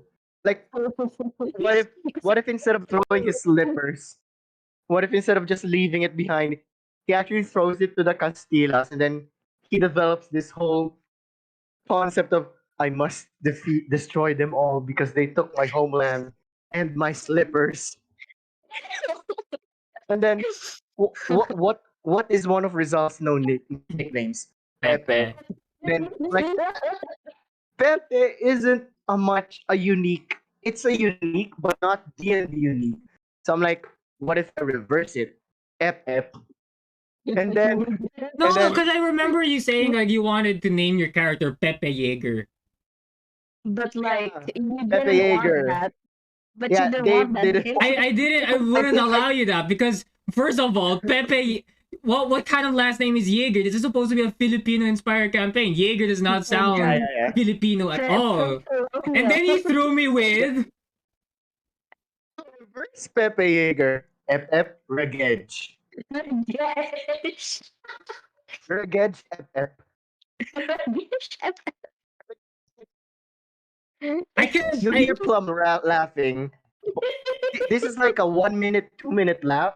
But when we were in the VC discussing this, she laughed for 30 minutes straight. We, we had to politely mute her. And then she was like, I'll just mute myself and I'll just tell you when I'm okay. You keep talking. And then me and they were like, so, FF Jaeger.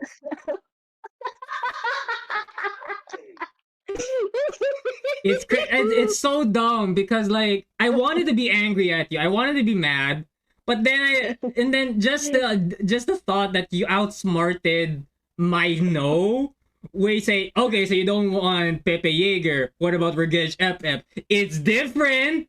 It sounds Filipino. That's how I presented. Ta-da!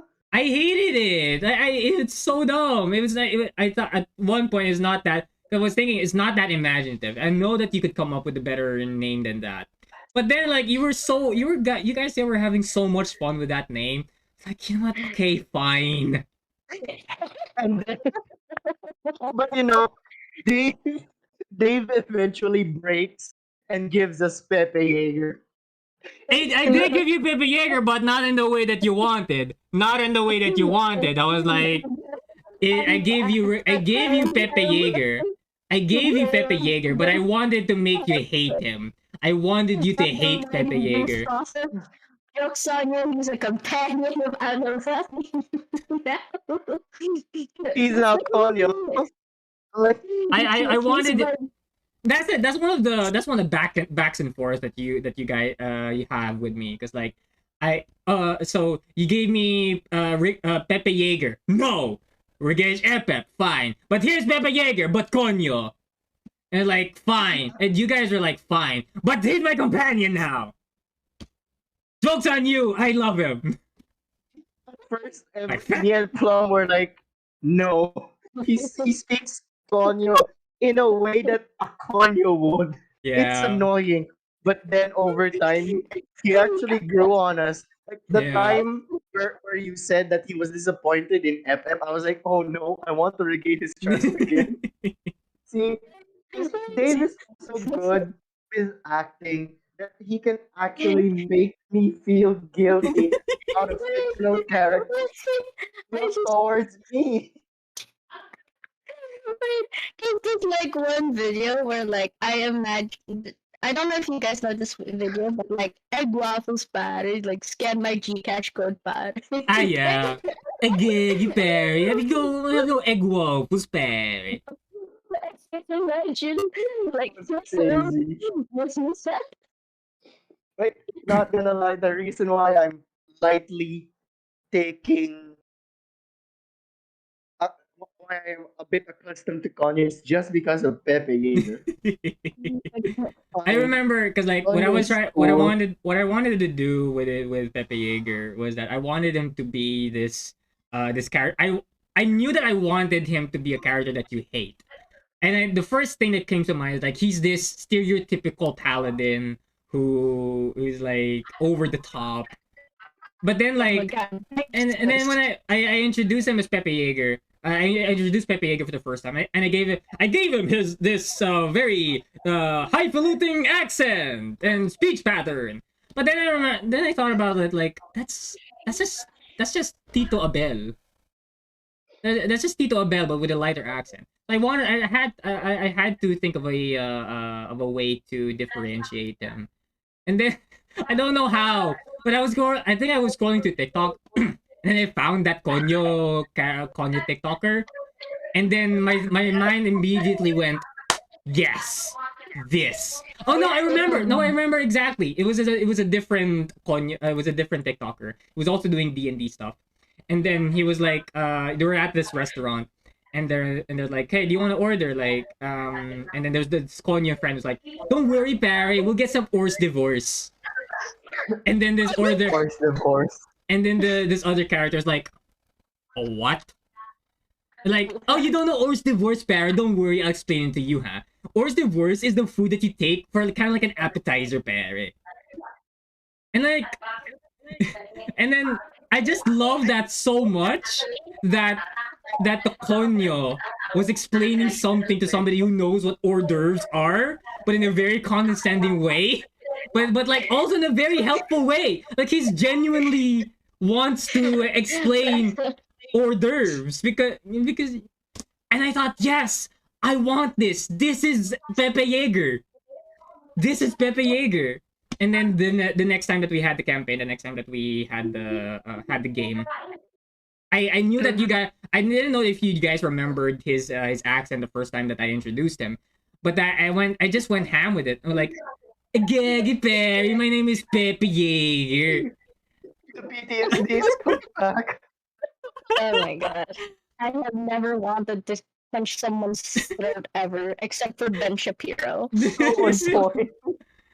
So on point. It was amazing. The reaction that you guys gave me when I introduced Pepe Yeager was exactly the reaction I wanted. Like, not gonna lie, I was like, oh my god, he's Konyo. Ruined it. That's what I wanted. That's what I wanted. That reaction. Oh my god, he ruined Pepe Yeager. That's what I wanted. What's more ironic is that like Sakura isn't even a concept in pre-colonial Philippines. Yeah. Like, no. I'm still He's trying. become Yeah. He's become a staple for the group's dynamic. Yeah. Surprisingly. And and it takes a lot of and that is like the whole character of Pepe Yeager and all the other NPCs. Like I said, like the main for me at least, the main job of a dungeon master is to make sure that your players are having fun. Because if they're having fun, their fun would bleed into you as a dungeon master, would bleed into your dungeon mastering. And everyone's just gonna have a really fun time. And Pepe Yeager is just one of those NPCs that really made a difference in the campaign, that made a difference in the experience. Because like there was that time that that Pepe Yeager almost drowned because of his armor. And then like everyone I remember that. No, I still hate Conan for that. Now you only let him go. It falls. You can't fix the Just poor falls. boy. You can't fix the poor boy and how he talks. You guys like that, it's not his fault. Strolling down the river, and then out of nowhere, push. No, that's not what happened. That's not what happened. I remember so vividly what happened because you were asking Pepe What Yeager happened? to be a paladin as well, and he was teaching you the tenets of his paladin tenets, and one of them was like being spontaneous or whatever. And then like I was doing it all in the accent. I was I pulled up D&D wiki for Pepe Yeager's paladin tenants, and then I was just reading God. off of it word per word, but in the Reading. Konyo accent. I was just reading it, but in the Konyo accent. But I knew that you were getting so agitated because of the accent. That Regej Was. just to get away from it jumped off the boat out of the boat. And then Pepe Yeager, okay, what would Pepe Yeager do? How would he misinterpret this in a way that would make Regej even more agitated? Oh, I know. That's it, Barry. That's exactly what I'm talking about, no? And let me jump right into you. And let me just get rid of my armor, and I'll jump in the water with you, Barry. Okay, now I remember it well. They was just reciting it in Konyo, and then in my mind, I'm like, I want to get out. How? I was just saying, jump in the water in my mind, but then I said it out loud. I jump in the water, and then Davis just what? And then Pepe Yeager follows with his armor on. It was No. a mess. No, I remember. No, I remember. What I remember is that He was about to take it off. Pepe Yeager wanted to take his heavy armor off. But then when you heard that Pepe Yeager was gonna jump into the water with you yelled out your magic word and unfolded the boat under him. Yeah. Yeah. Everyone got in the water. Everyone fell in the water. And then like I wanted, and then that was a curveball. That was a curveball for me because I did not expect you to do that. And then like um Oh my god. what I remember thinking was, how am I going to turn this into a moment? And then I remember that Pepe Yeager still has his heavy armor on, so that normally that would Yeah. impose disadvantage on movement, because heavy armor, swimming, and all that. I realized that I could turn this into a moment where like you have to choose whether to save the annoying character or not, or have it on your conscience to let this man drown because of your actions. Exactly. I was like, no, that's against everything we stand for. No. You know, it I can remember that we were removing bits of his armor off just to make him swim Yeah, easier. yeah. You know, but in reality, what I could have done was get the get the box of folding, put it under him, and just say the word. You did eventually do that. I did. You did eventually do that because like you were able to Yeah. get like pieces of the armor off. He was starting to float again. But I was trying to make this set the atmosphere, set the mood that you're running out of time. That this is time Oh, sensitive okay. and this is suspenseful. This is a lot of tension. But then like I was trying to You're impose a interested, sense. man. Yeah, I was trying to impose a sense of urgency. Um, and then you did try to put the like the folding boat under him and then say your magic word and like, and I was thinking like, do I want to make this, do I want him to roll for this? But then I was thinking, no, this is a moment where he saves Pepe Yeager and then he's going to regret it because he's still gonna have that annoying accent. I know exactly how to make this annoying. I said, you know what? Fine. Okay. The box unfolds rapidly enough to create air pockets, and as soon as the boat unfolds, it jumps out of the water and saves Pepe Yeager. And then the first thing that you hear, Gaggy Perry, thank you so much for saving me, huh? And then and and then just you like I could have just let him drown. I could have just let him die. We could have we could be done with this. I, as much as you were annoying, I didn't want them to want someone's blood on my hands. Anulani Um, just Anulani just punches me in the gut. See, yeah. that's also wherein the regret that my character suddenly felt towards Pepe Yeager. It's in the forest when he caught me Mm, making an oil trail. So yeah, that's when it actually solidified. Oh, he's not just a throwaway NPC. He's an actual character. yeah, yeah. Because like that was the point where I feel like this goes against this goes way against Pepe Yeager's, not only his standards for his own life, but it also goes against his perception of you, who he believes you are. So I feel like this has to have a consequence. This has to have repercussions. Yeah. And Yeah, and when that happened, I I immediately started thinking of different scenarios, different ways that I could actually do in order to gain his trust. That's why in the whole fight, in mm, the next session, I would do anything and everything just to make sure that Pepe Yeager sees that I'm I doing know, bro. something just to save everyone. And then at the moment where I do the amazing spirit separation thing, yeah. all that I was thinking in my head, I hope he sees this because this is cool. Yeah. And I feel like, Um, and with that, I was Oh, thinking like that's very in character for Regej to think that the best way to regain Pepe Yeager's trust is to do something cool.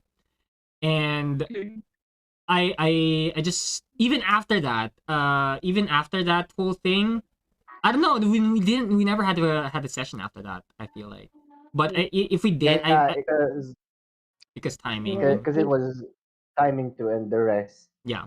yeah. And if we And did then have a session after that, I would have made it so that even Pepe Yeager did see that, but that wasn't the one that wasn't doing you any favors in gaining his trust back, because what you did essentially was breaking out of his perception of you as a good person, as someone who he can trust, as somebody who respects life and all that.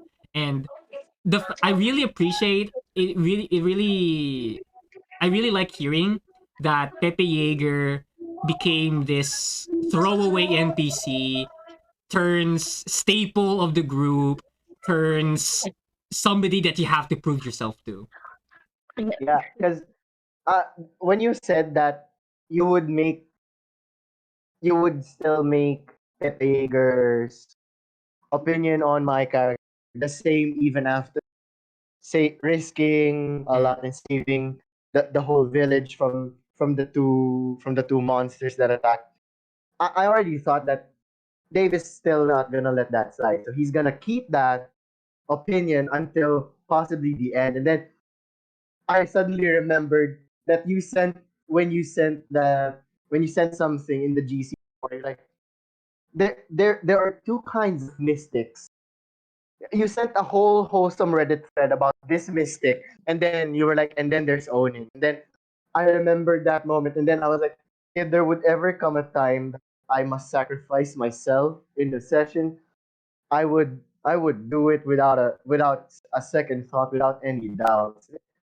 That's because that's one of the things that I also want to do in a D&D session, but I was never able to do because most of the time the roles and the plots were actually towards having everyone survive until the end. But then in this session, I wanted something different where I do something questionable. I try my best to relive my honor again so that their perception of me is is somewhat even better than before, and actually realize throughout that no, it's not the same as before. And then in a last ditch effort, not just for myself or out of selfishness, but because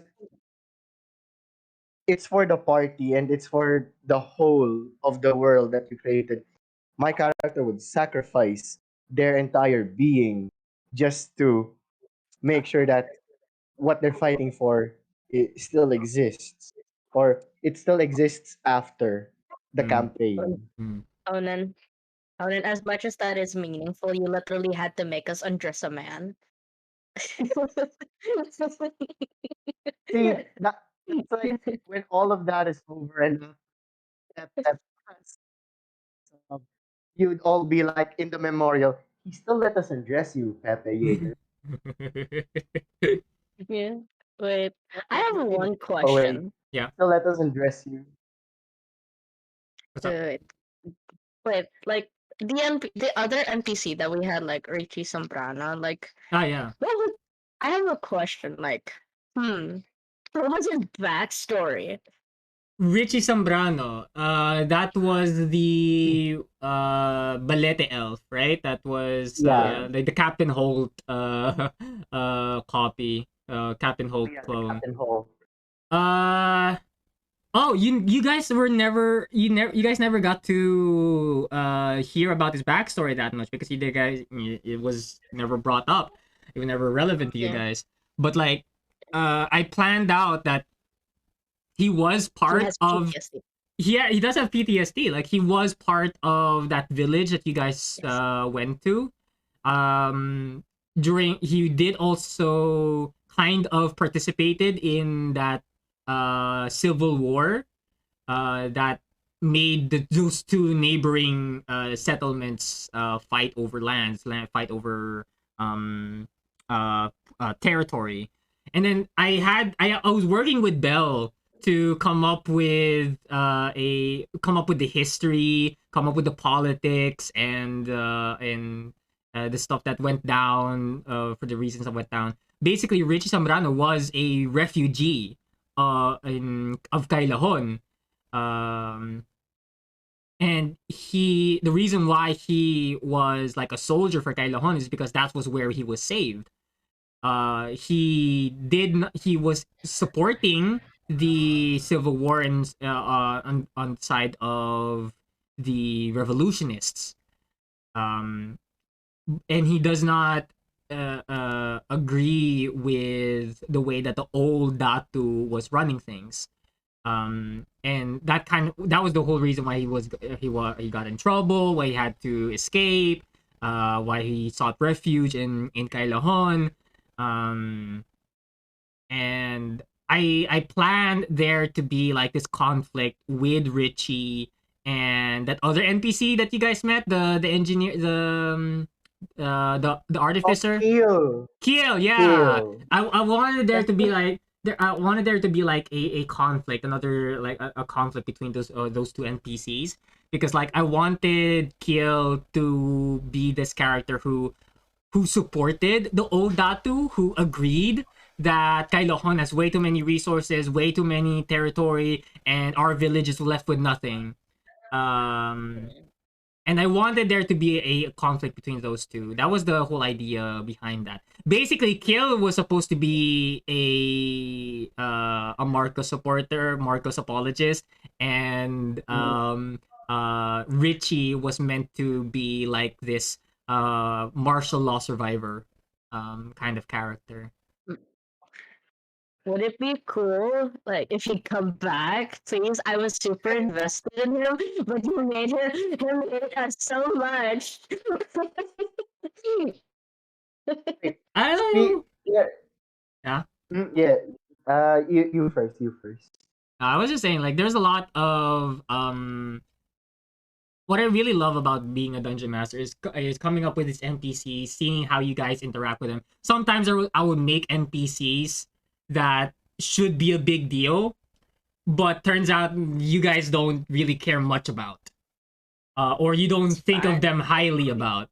An example would be like Dian Masalanta, the goddess of love in another Filipino campaign that we want.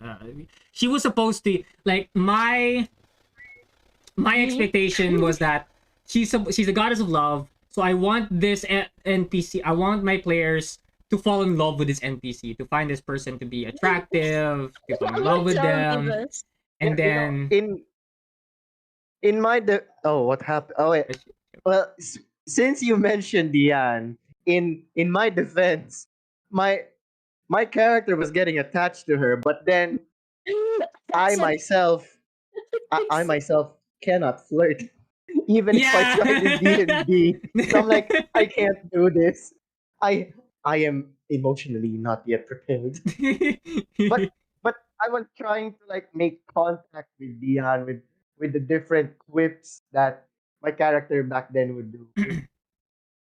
Sync, yeah, with sync. Yeah. Yeah. I But would make sync like do different interactions with her, but I was never able to fully make sync do have something with her.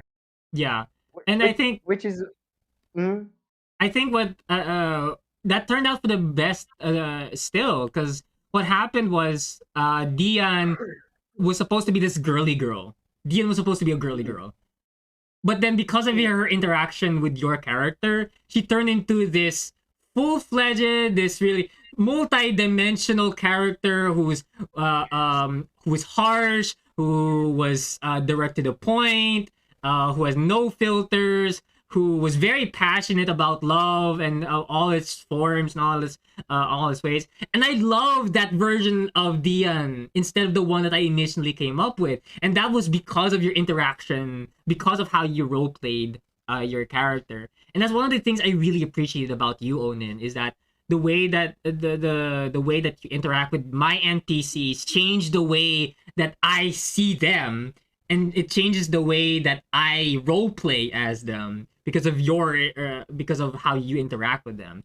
And that's one of the things I really appreciate you as a player, not just with the whole derailing. Because I'll tell you this, I'm really not that like I make a show. I make a whole big deal about how you derail the campaign and how you mess with my plans and all that. But the thing is, most of the time I don't have any plans. Most of the time I don't have any plans. And because of the way that you mess around, the way that you derail the plot, gives me more ideas, gives me more things to consider, and it gives me a way to progress the plot, progress the story. And I make a big deal. I act like you're ruining the story or you're making things difficult for me. But really you're doing me a favor. And I do that because I know that the way that reaction, that particular reaction would make things even more enjoyable. Making you feel that you are affecting the world, you're affecting the way that I dungeon master, you're affecting the way the story goes is enhancing your experience and your enhancing the way that you play the game. And I love that. I love that that I'm able to add that layer of enjoyment that has nothing to do with the game itself. With it's not anything with the mechanics. It's not anything with the NPCs, with the role playing. It's really just the way that I react to your role playing, to the way that you play the game. And it's always so fun to play Dungeons and Dragons with players like that. It's always so fun to play with Plum, with Onin, because you never know what to expect. And yeah.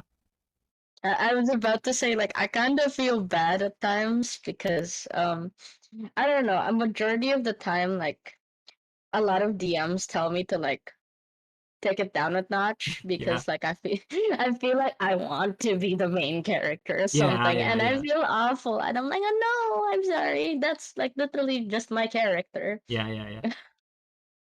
But yeah, Yeah. and then but I want you to be the main. I want you to feel like you're the main character. Um, just remember that you're the co-star of the story. You're sharing the spotlight with everyone else. Um, Mhm. I do try to have this kind of yes and mentality whenever I'm dungeon mastering. Like you give me something, yes, and something else also happens. You want to do this? Okay. And something else creates a domino effect because of what you did. I try to do that. I really try my best to give you guys the experience, to give you that experience, to make you feel like you are affecting the world around you, in both the ways that you expect and in ways that you don't expect. Um,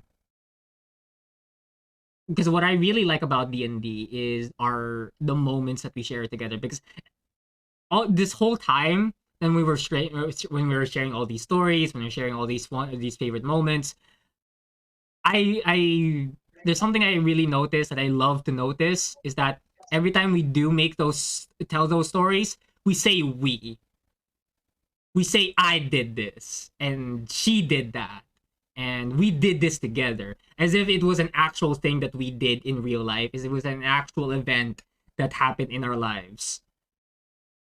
And we have that sense of escapism, but at the same time is a sense of it character building because it's still we treat those events the same way as if it happened to us because it did happen to us. It happened in our minds, it happened in our imaginations, but it still shapes the way that we interact with people outside the game. It still changes the way that we interact Yes. with in our real life in very subtle ways, and I love that.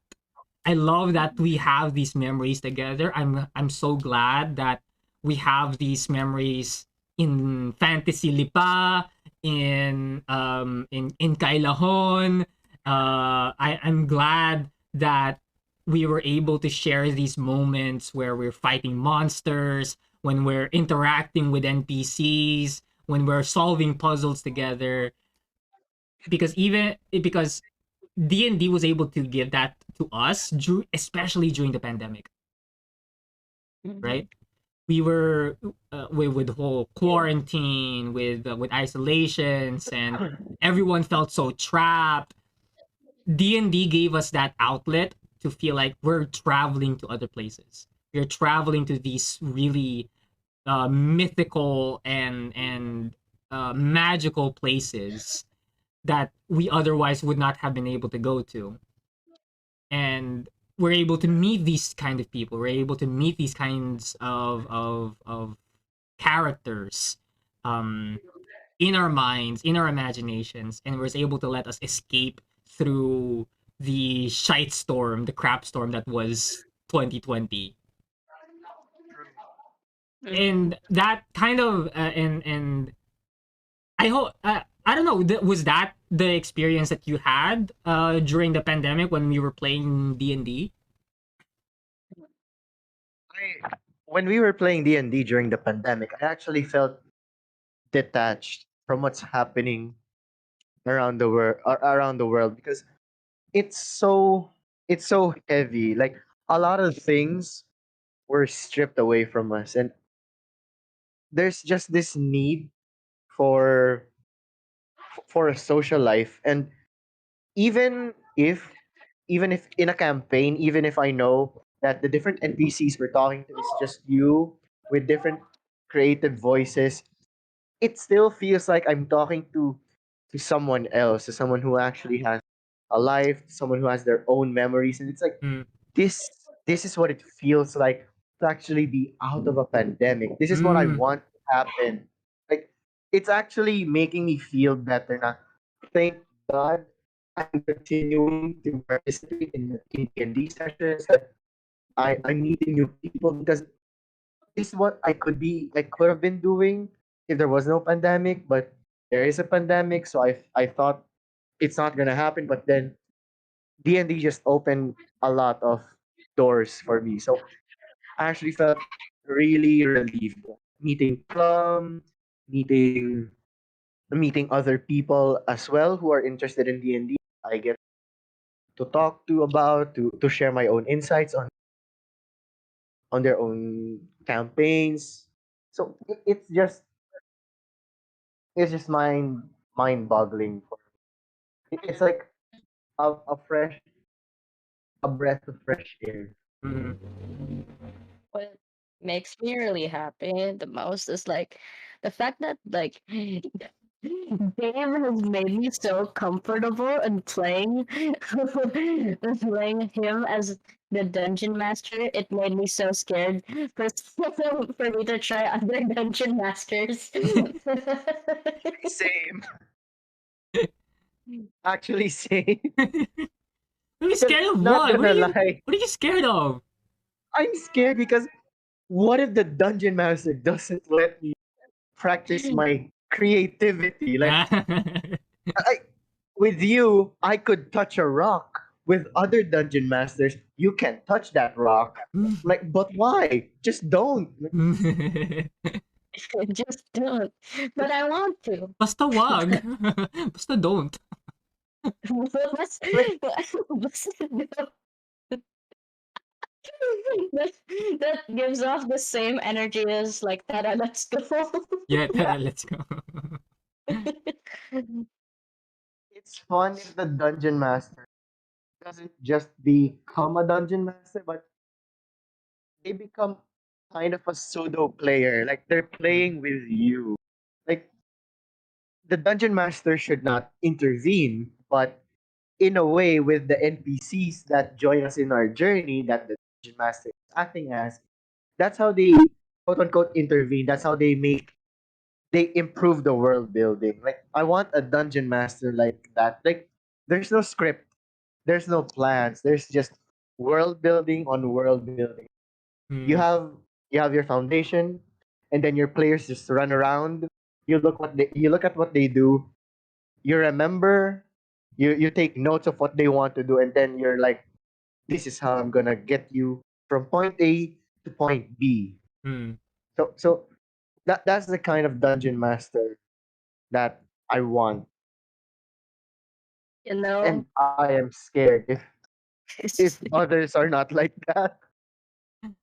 Dungeon Master Plum can't hurt you. Dungeon Master Plum. Dave has witnessed that.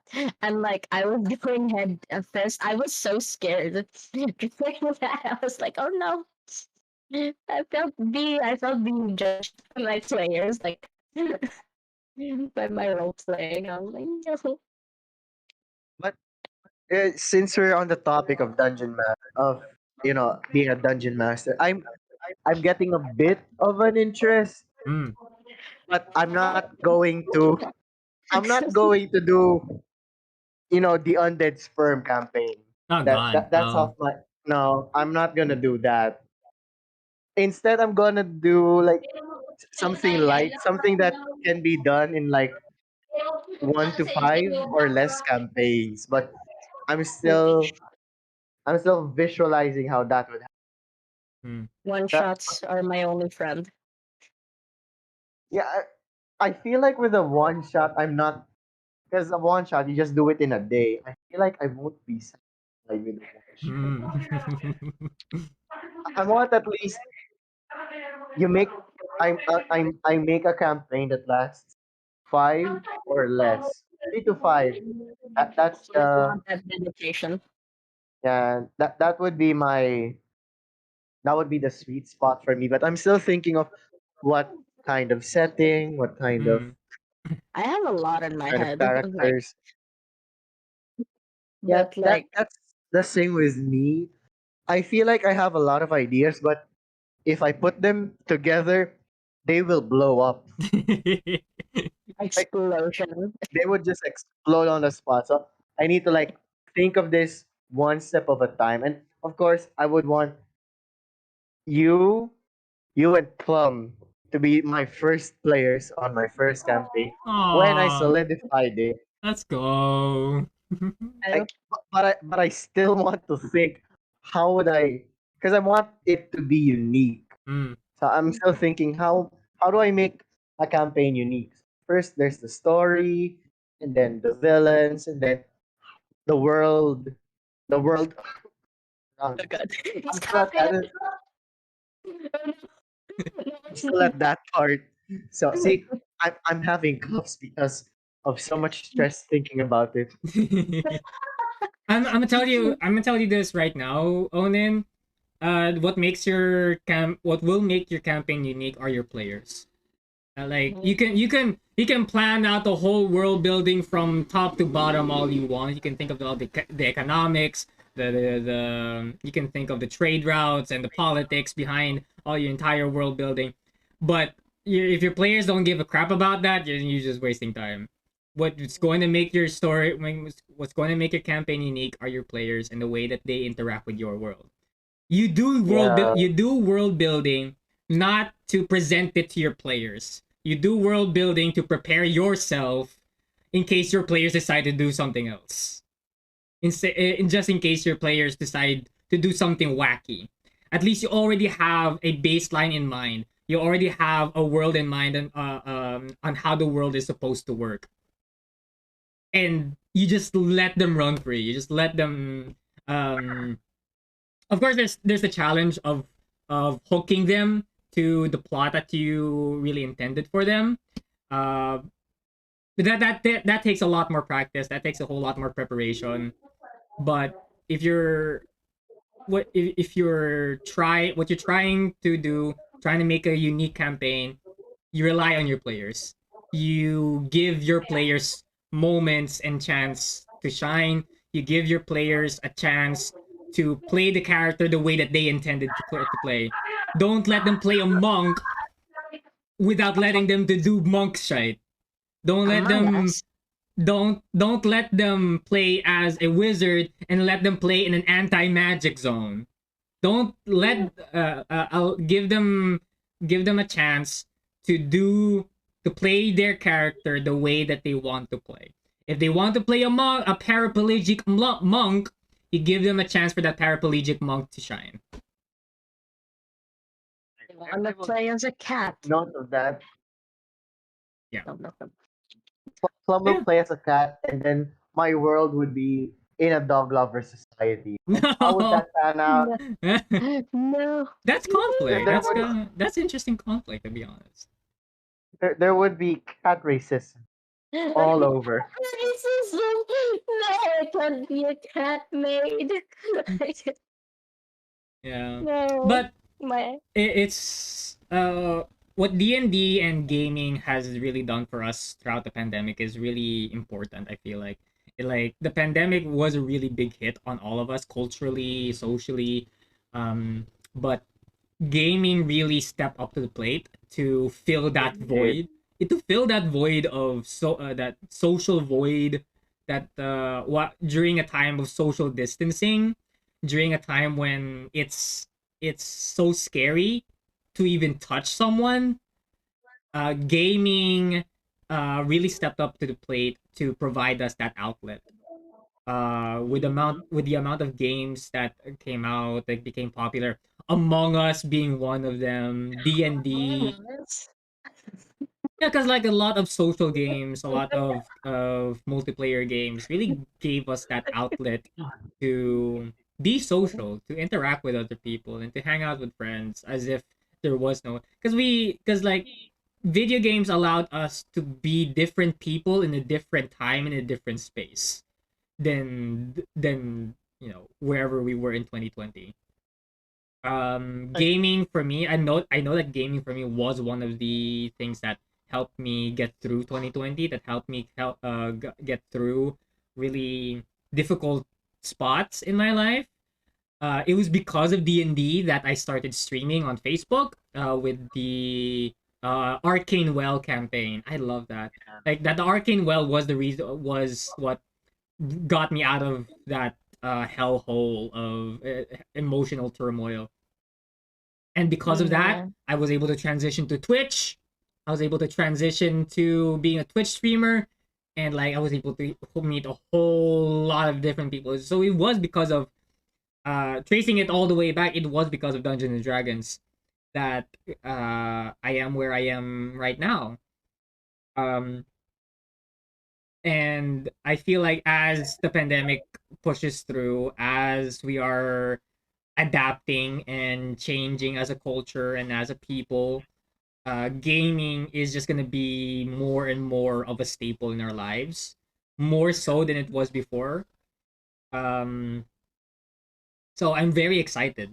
I'm very excited with the where gaming is going to take us, what the culture of gaming is going to be like, and seeing how Vanguard and D&D is going to shape the way that we interact with each other is going to be very exciting.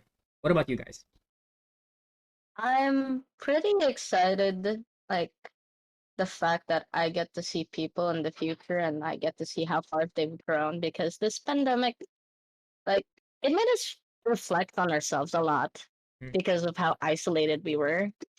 And what makes me kind of salty a little bit is that, like, anime has become like super mainstream, Hmm. and like the fact that like Yes. the same people who bullied me back then when I was younger likes anime now, and I'm Hmm. like, what?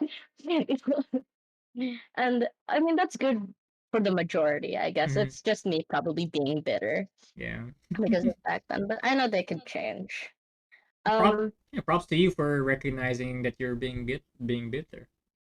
yeah. Uh, I don't know.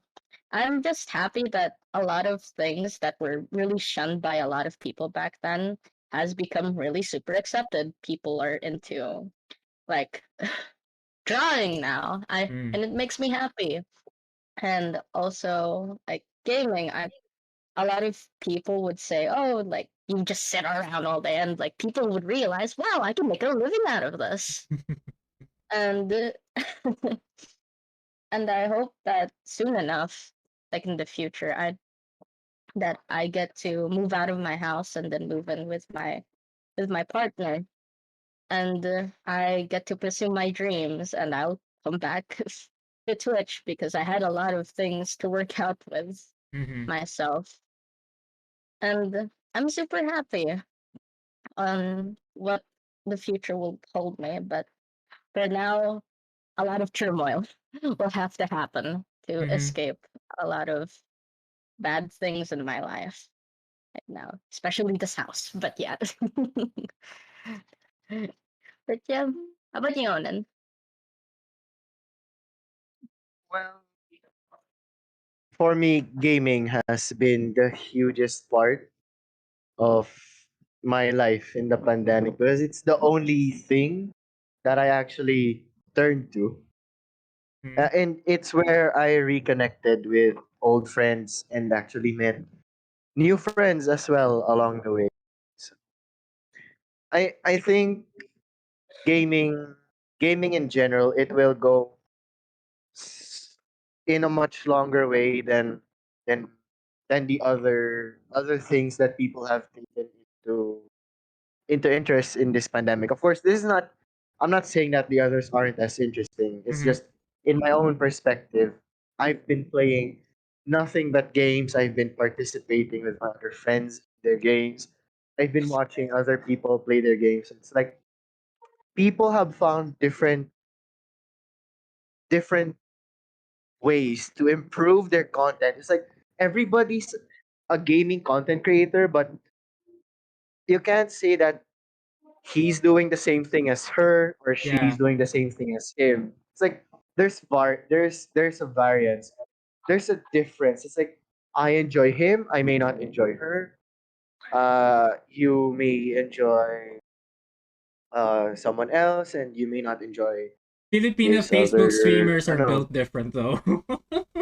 Oh, they have a league of their own. Like my like one of my favorite Filipino content creators, si Razzie Binks. Hmm. He blew up from when I initially started watching him. Mhm. Now he's been going to different events. He even went to the US for because of the Riot Arcane Arcane event, which is Yeah, yeah, actually yeah, nice yeah. because he deserves that. He's really been pushing out different content. He's actually been experimenting with what he does, and what he does right now is actually really good. For me, I think he is the face, or at least he is what other Filipino content creators should be. Because I feel the sense of a Filipino when I watch him because he Mm. has no filter. Like he swears in Tagalog, he speaks in Tagalog. Like he's just he's a Filipino through and through. Like Yeah, yeah, yeah. he doesn't hide it. That's what makes me connect with his content. And what like the amount of diversity as well in the gaming community. Like I learned so much. I've I feel like I have so many perspective on different things just because the people I'm watching has a different opinion than the other person I'm watching. And when I actually look into it without bias, without thinking, oh, they're my favorite, so I need to follow them. Like, no, even if they're my favorite, they're still human. They can still say the wrong things that other people can misunderstand it. It will lead to conflicts. I'm learning a different perspective. If not every day, I learn them different in a in on different days. Like, oh, I learned this. It's Mm. like it's like gaming has really become the center of my life in the pandemic. It's what actually held me together when I was at my worst because the only thing I know I'm good at is at playing games. Right now, I'm confident to say that I am addicted to Genshin Impact. Not sponsored, by the way. Well, not yet. Not Yaimiko yet, but supremacy. see, Yaimiko Mihoyo? Supremacy. Mihoyo, are Mihoyo? you there? So yeah, it's like especially Genshin Impact. it's everything that I want in a game. You have the RPG element, you have the farming for stats, which yes, it can get tiring, but when I suddenly see that one good artifact, I'm like, Oh my this is why god, I'm it's so playing. good. Oh my god, double crits. This is why I'm playing. And every time there's the spiral abyss, everyone is always complaining about, oh, it's hard to clear, oh, I can't clear it. But then when it comes to me, if I can't clear that, I always tell to myself, it means I can improve more. It means there's something else I can do. It means I haven't become stagnant with my account. And if ever I do find a time where find it hard to, when I don't have a hard time completing it, instead I do different challenges on my account. Like I do just one element for the whole team. I do just 4 stars. I do runs without using the Archons. Because, everyone is just complaining, like, oh, you can do 36 stars, but you're using the OP characters. I'm like, all right, shut up. Four Here. stars. Are you happy?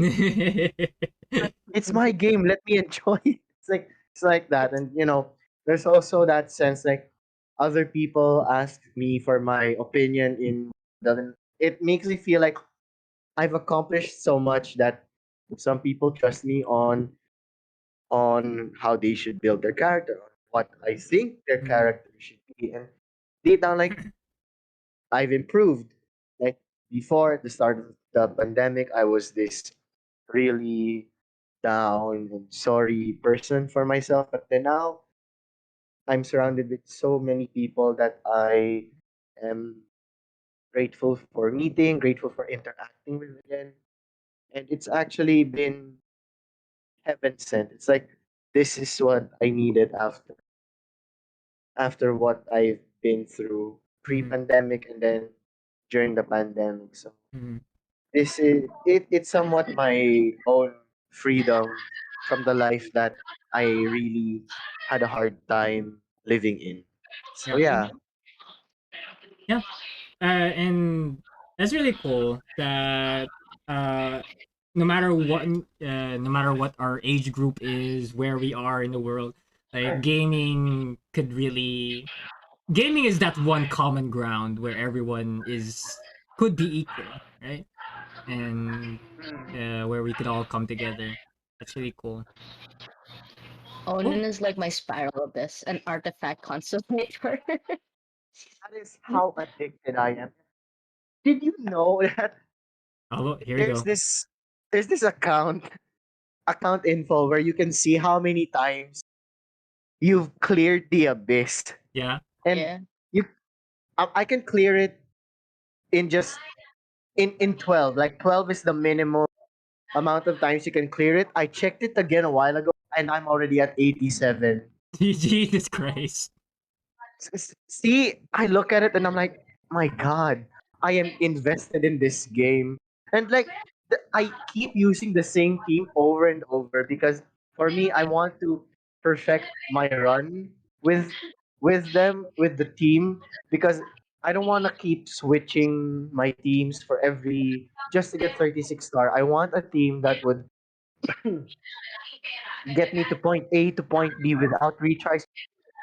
Hmm. See, that's why from 12 to 87, and maybe tomorrow it's gonna reach 200. I already accept the fact that I am that deep into Genshin. Christ Almighty.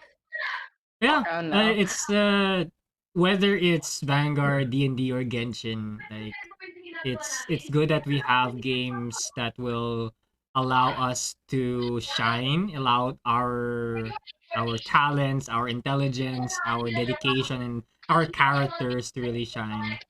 And I hope the gaming industry keeps doing that. Yeah. I A new hope session. when you session, I'm working on it. Which brings it I'm joking though. kind of brings me to to say that I am working on a Harry Potter one shot.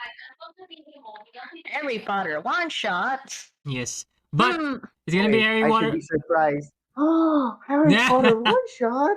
Of course, Oh Oni my knows. god. It's gonna be Hogwarts, but in the Philippines, it's the Philippine Institute for Magical Studies, or PIMS. Pimp. PIMS. Pimps. I'm still working out. I'm still checking out the kinks. I already have like 3 players in mind. Who will be joining.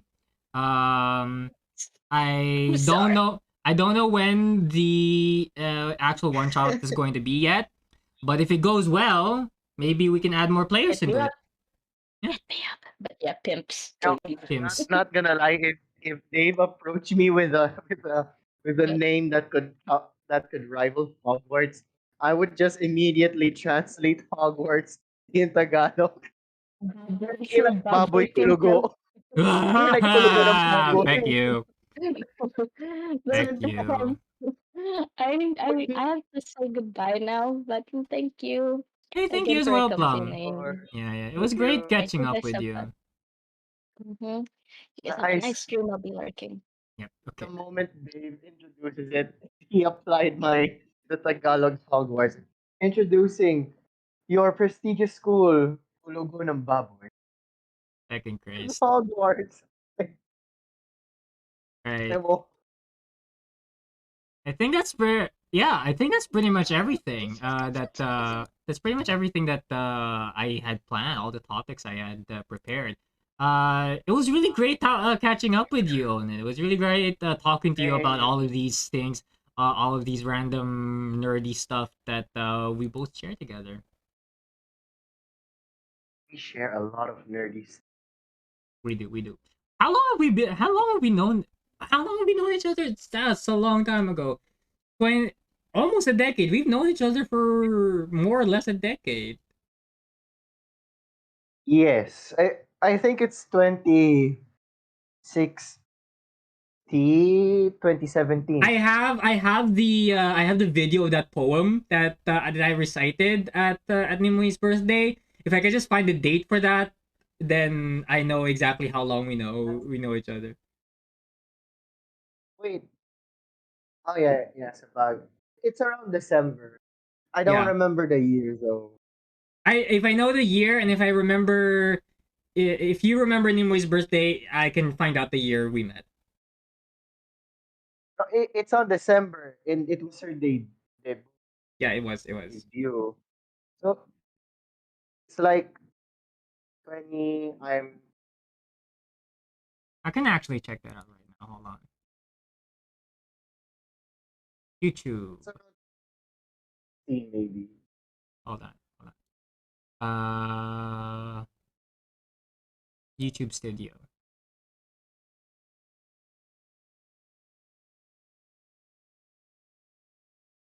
And then content. Then I could just find here, Vagrant in the Streetlight. It was published on 2016. See, it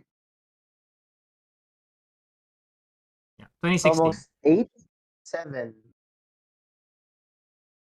or 8 years. It's 2022. That's 22 minus 16. 6 years? yeah, 6 years. We've known each other for half a dozen years. half a dozen years. Yes, it's been so long. It doesn't feel that short, though. I feel like I've known you for I longer. same. I feel like with all the things we've been through, it's not enough to say that all that happened in 6 years. No, all that happened in 6 years? No way. Yeah, that's No way. 6 I feel years. like a lot of those things that happened shaved years off my life. I feel like the amount of character development we've had, it's not for 6 years. No, I feel like it's 10. I feel like it's been 11 seasons. I feel like this show has been going on way longer than that. 11 seasons and counting. God damn. Anyway, yeah. You're. I could really say that you're one of the one of the best friends that I've had Um, in the last decade. Um, of course, Belle is my number one best friend. You can't really change that. So yes, I can never, I ain't never getting on the same level as Ate. yeah, no. I, I'm al- I'm already pushing that onto my brain. Ate. No, but you'll always have a But special place in my heart, man. I've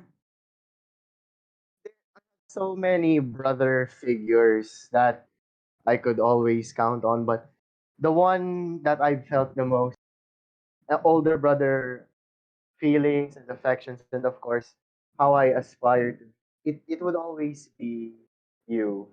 Aw. Because that's how I actually feel. The moment I met you, like, he's so cool. I wish he could be a great reference, or someone to look up. Then yeah, on all of my lowest, you were there to listen, you were there to share insights, and it actually helped me a lot. So it's like I actually have an older brother, Hmm. like best friend, bro, actually best non-blood related, but I actually want to relate. See, Hmm. evolution of how we met to now. It's actually astonishing to me. Yeah. Yeah. It's great. It's great. It's great. It's great to have the friendship that we have. It is. Yeah. Anything you want to say before we end the stream? Before we end the end the podcast? What is a lesson? I think my biggest takeaway Mm. is from the pandemic, from everything that I've been through, is that you don't give up. Mm. Like everyone knows, like the meaning of don't give up, but to me it's different because I didn't. I only felt like not giving up when I met my friends, Mm-hmm. when I gotten my self back again. You don't give up until you feel like yourself, because other people, they, once they reach success, that's when it's like that's their don't give up phase. You're successful, but are you still you? Are you still Mm. the same person that aspired to be that?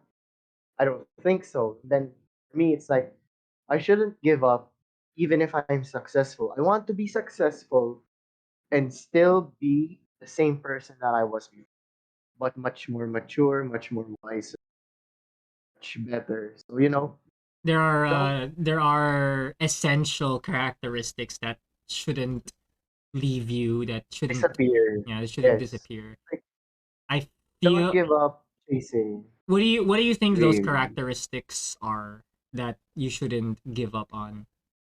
Well, for me, it's of course my my loyalty to my friends. Like how much I want to be with them, how much I want to make them happy, to make my time with them as meaningful.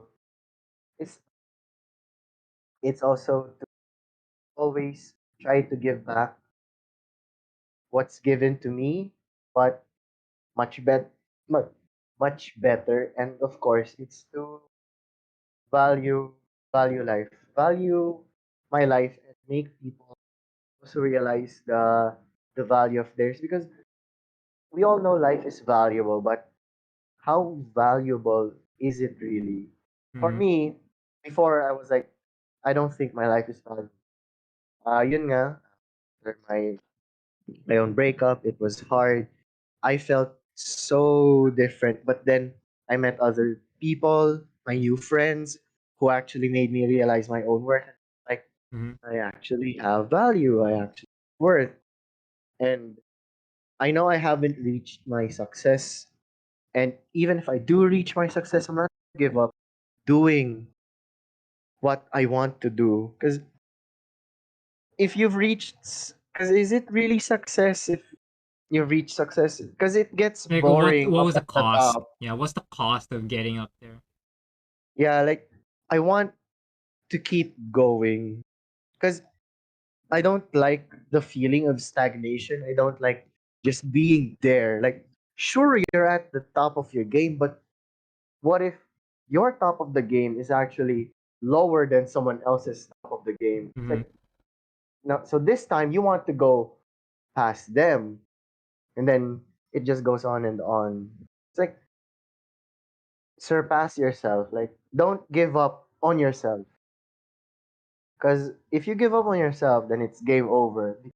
Even if you get help from other people, they're they're just there to cheer you up, to remind you who you are, and in turn, you will make though you will have to make do with what they say Mm-hmm. and actually push yourself up instead. Like, you keep listening, you keep thinking what other people, you keep hearing what they say, but the question is, will you act on it? Mm-hmm. See, kasi nasa sarili mo na yung gawa eh. Will you do Yeah, what they said? the amount of advice that they give you is not going to be worth Yeah, anything if you don't actually act upon it. do it. Yeah. Yeah, that's the point of don't give up. Don't give up on yourself. You could do so much more if you just don't give up. Yes, you can settle, but are you really going to settle at just that? There's something else, something more that you can chase. That's what I continue to strive for. Like, I'm not gonna give up on myself. Yeah. I'm gonna keep going until either I can't or until I need to take a rest and I keep going again. Mm, That's my current takeaway. It's like yeah. I will never give up on myself ever again. I think that really ties well with what I learned during the pandemic, uh, which became the slogan for the channel to keep working towards better days. Uh, I've told this before, like keep working towards better days was what I keep telling myself when I was going through that rough patch. And you were there during that rough patch. You saw me go through that, and Did and similar to what you said, never giving up, trying to be a better version of yourself, not losing yourself as well. I feel like that ties in very well with keep working towards better days, because for me, like, better days keep changing. My better days keep changing. It doesn't stay just this one thing. My better days used to be um not thinking about the thing that hurt me anymore, not having yeah, to think about it, or at the very least, better days used to be uh no longer being heavily affected by the memories, by the hurt, by the events. Like 2 years ago, better days, that's what better days look like. Better days look like no longer feeling like your chest was being crushed just by a thought, right? But yes, now then it turned into better days became be more followers and more subscribers, and being a better streamer, being a better setup. And then better days became Belle. Big Belle is now my better days. My life with her became my definition of better days. And when we finally reach that point that Belle and Ike are trying to go to, we're gonna find even better days than that, and we're gonna just keep going. Um and all throughout, I am picking up things. I'm cherry picking all of the characteristics and the values and the personalities that I want to bring along with me. um Working towards better days means being a better person, being the kind of person that I will be proud of, right? Like, it's yes, similar to what you said, like, I may find success somewhere, but if I'm not going to be proud of who I am, when I'm there, I don't think I'll. I don't think I want it. I would. I don't. I don't think I would want that. So yeah, I guess we have very similar takeaways with everything that has happened for the past 2 years. I'm glad I was able to have this time with you, Onan. I'm glad I was able to reminisce with our favorite moments in card games, in D&D, and just in life in general. Thank you so much for dropping by. Also, thank you for the opportunity for me to actually be one of the first speakers Yeah. in our Turtle Talks. I actually enjoyed it. I actually enjoyed it more since Plum was also here because Mm, also have a session with she actually made it more interesting. There was actually more me and another person to actually share uh, moments that I shared with you, yeah, yeah, yeah. which made it more special.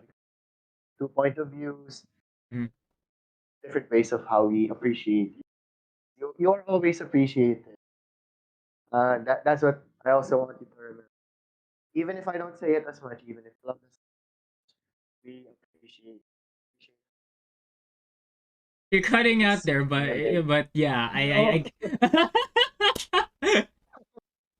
we appreciate you. Me and Plum really, really appreciate and how much you've done for us in the pandemic. it makes me feel good to hear that. Thank you for stroking my ego. Well, of course, not just your ego will I stroke. Yo! Wait, no. I would also like to thank. I would also like to thank the many friends that I have met along the way. Mm, Well, first off, my Genshin friends, mm, si Jacob, si LA, and of course Copy. My mm, friends from OG, VJ's friend group that I so dearly cherish now, but most especially VJ, my my best bro, one of my best bros. mm. If you're the older brother, he would be like the one the one next to you. I- The Like middle like child. in terms of age, he would be the middle child, Yeah. but without the middle child syndrome, of course. Of course. Like he would be that kind of brother. He's that brother to me. And to Karel and of course the case that they have always also been there for me when I needed to have my own share of thoughts late in the Mm, night.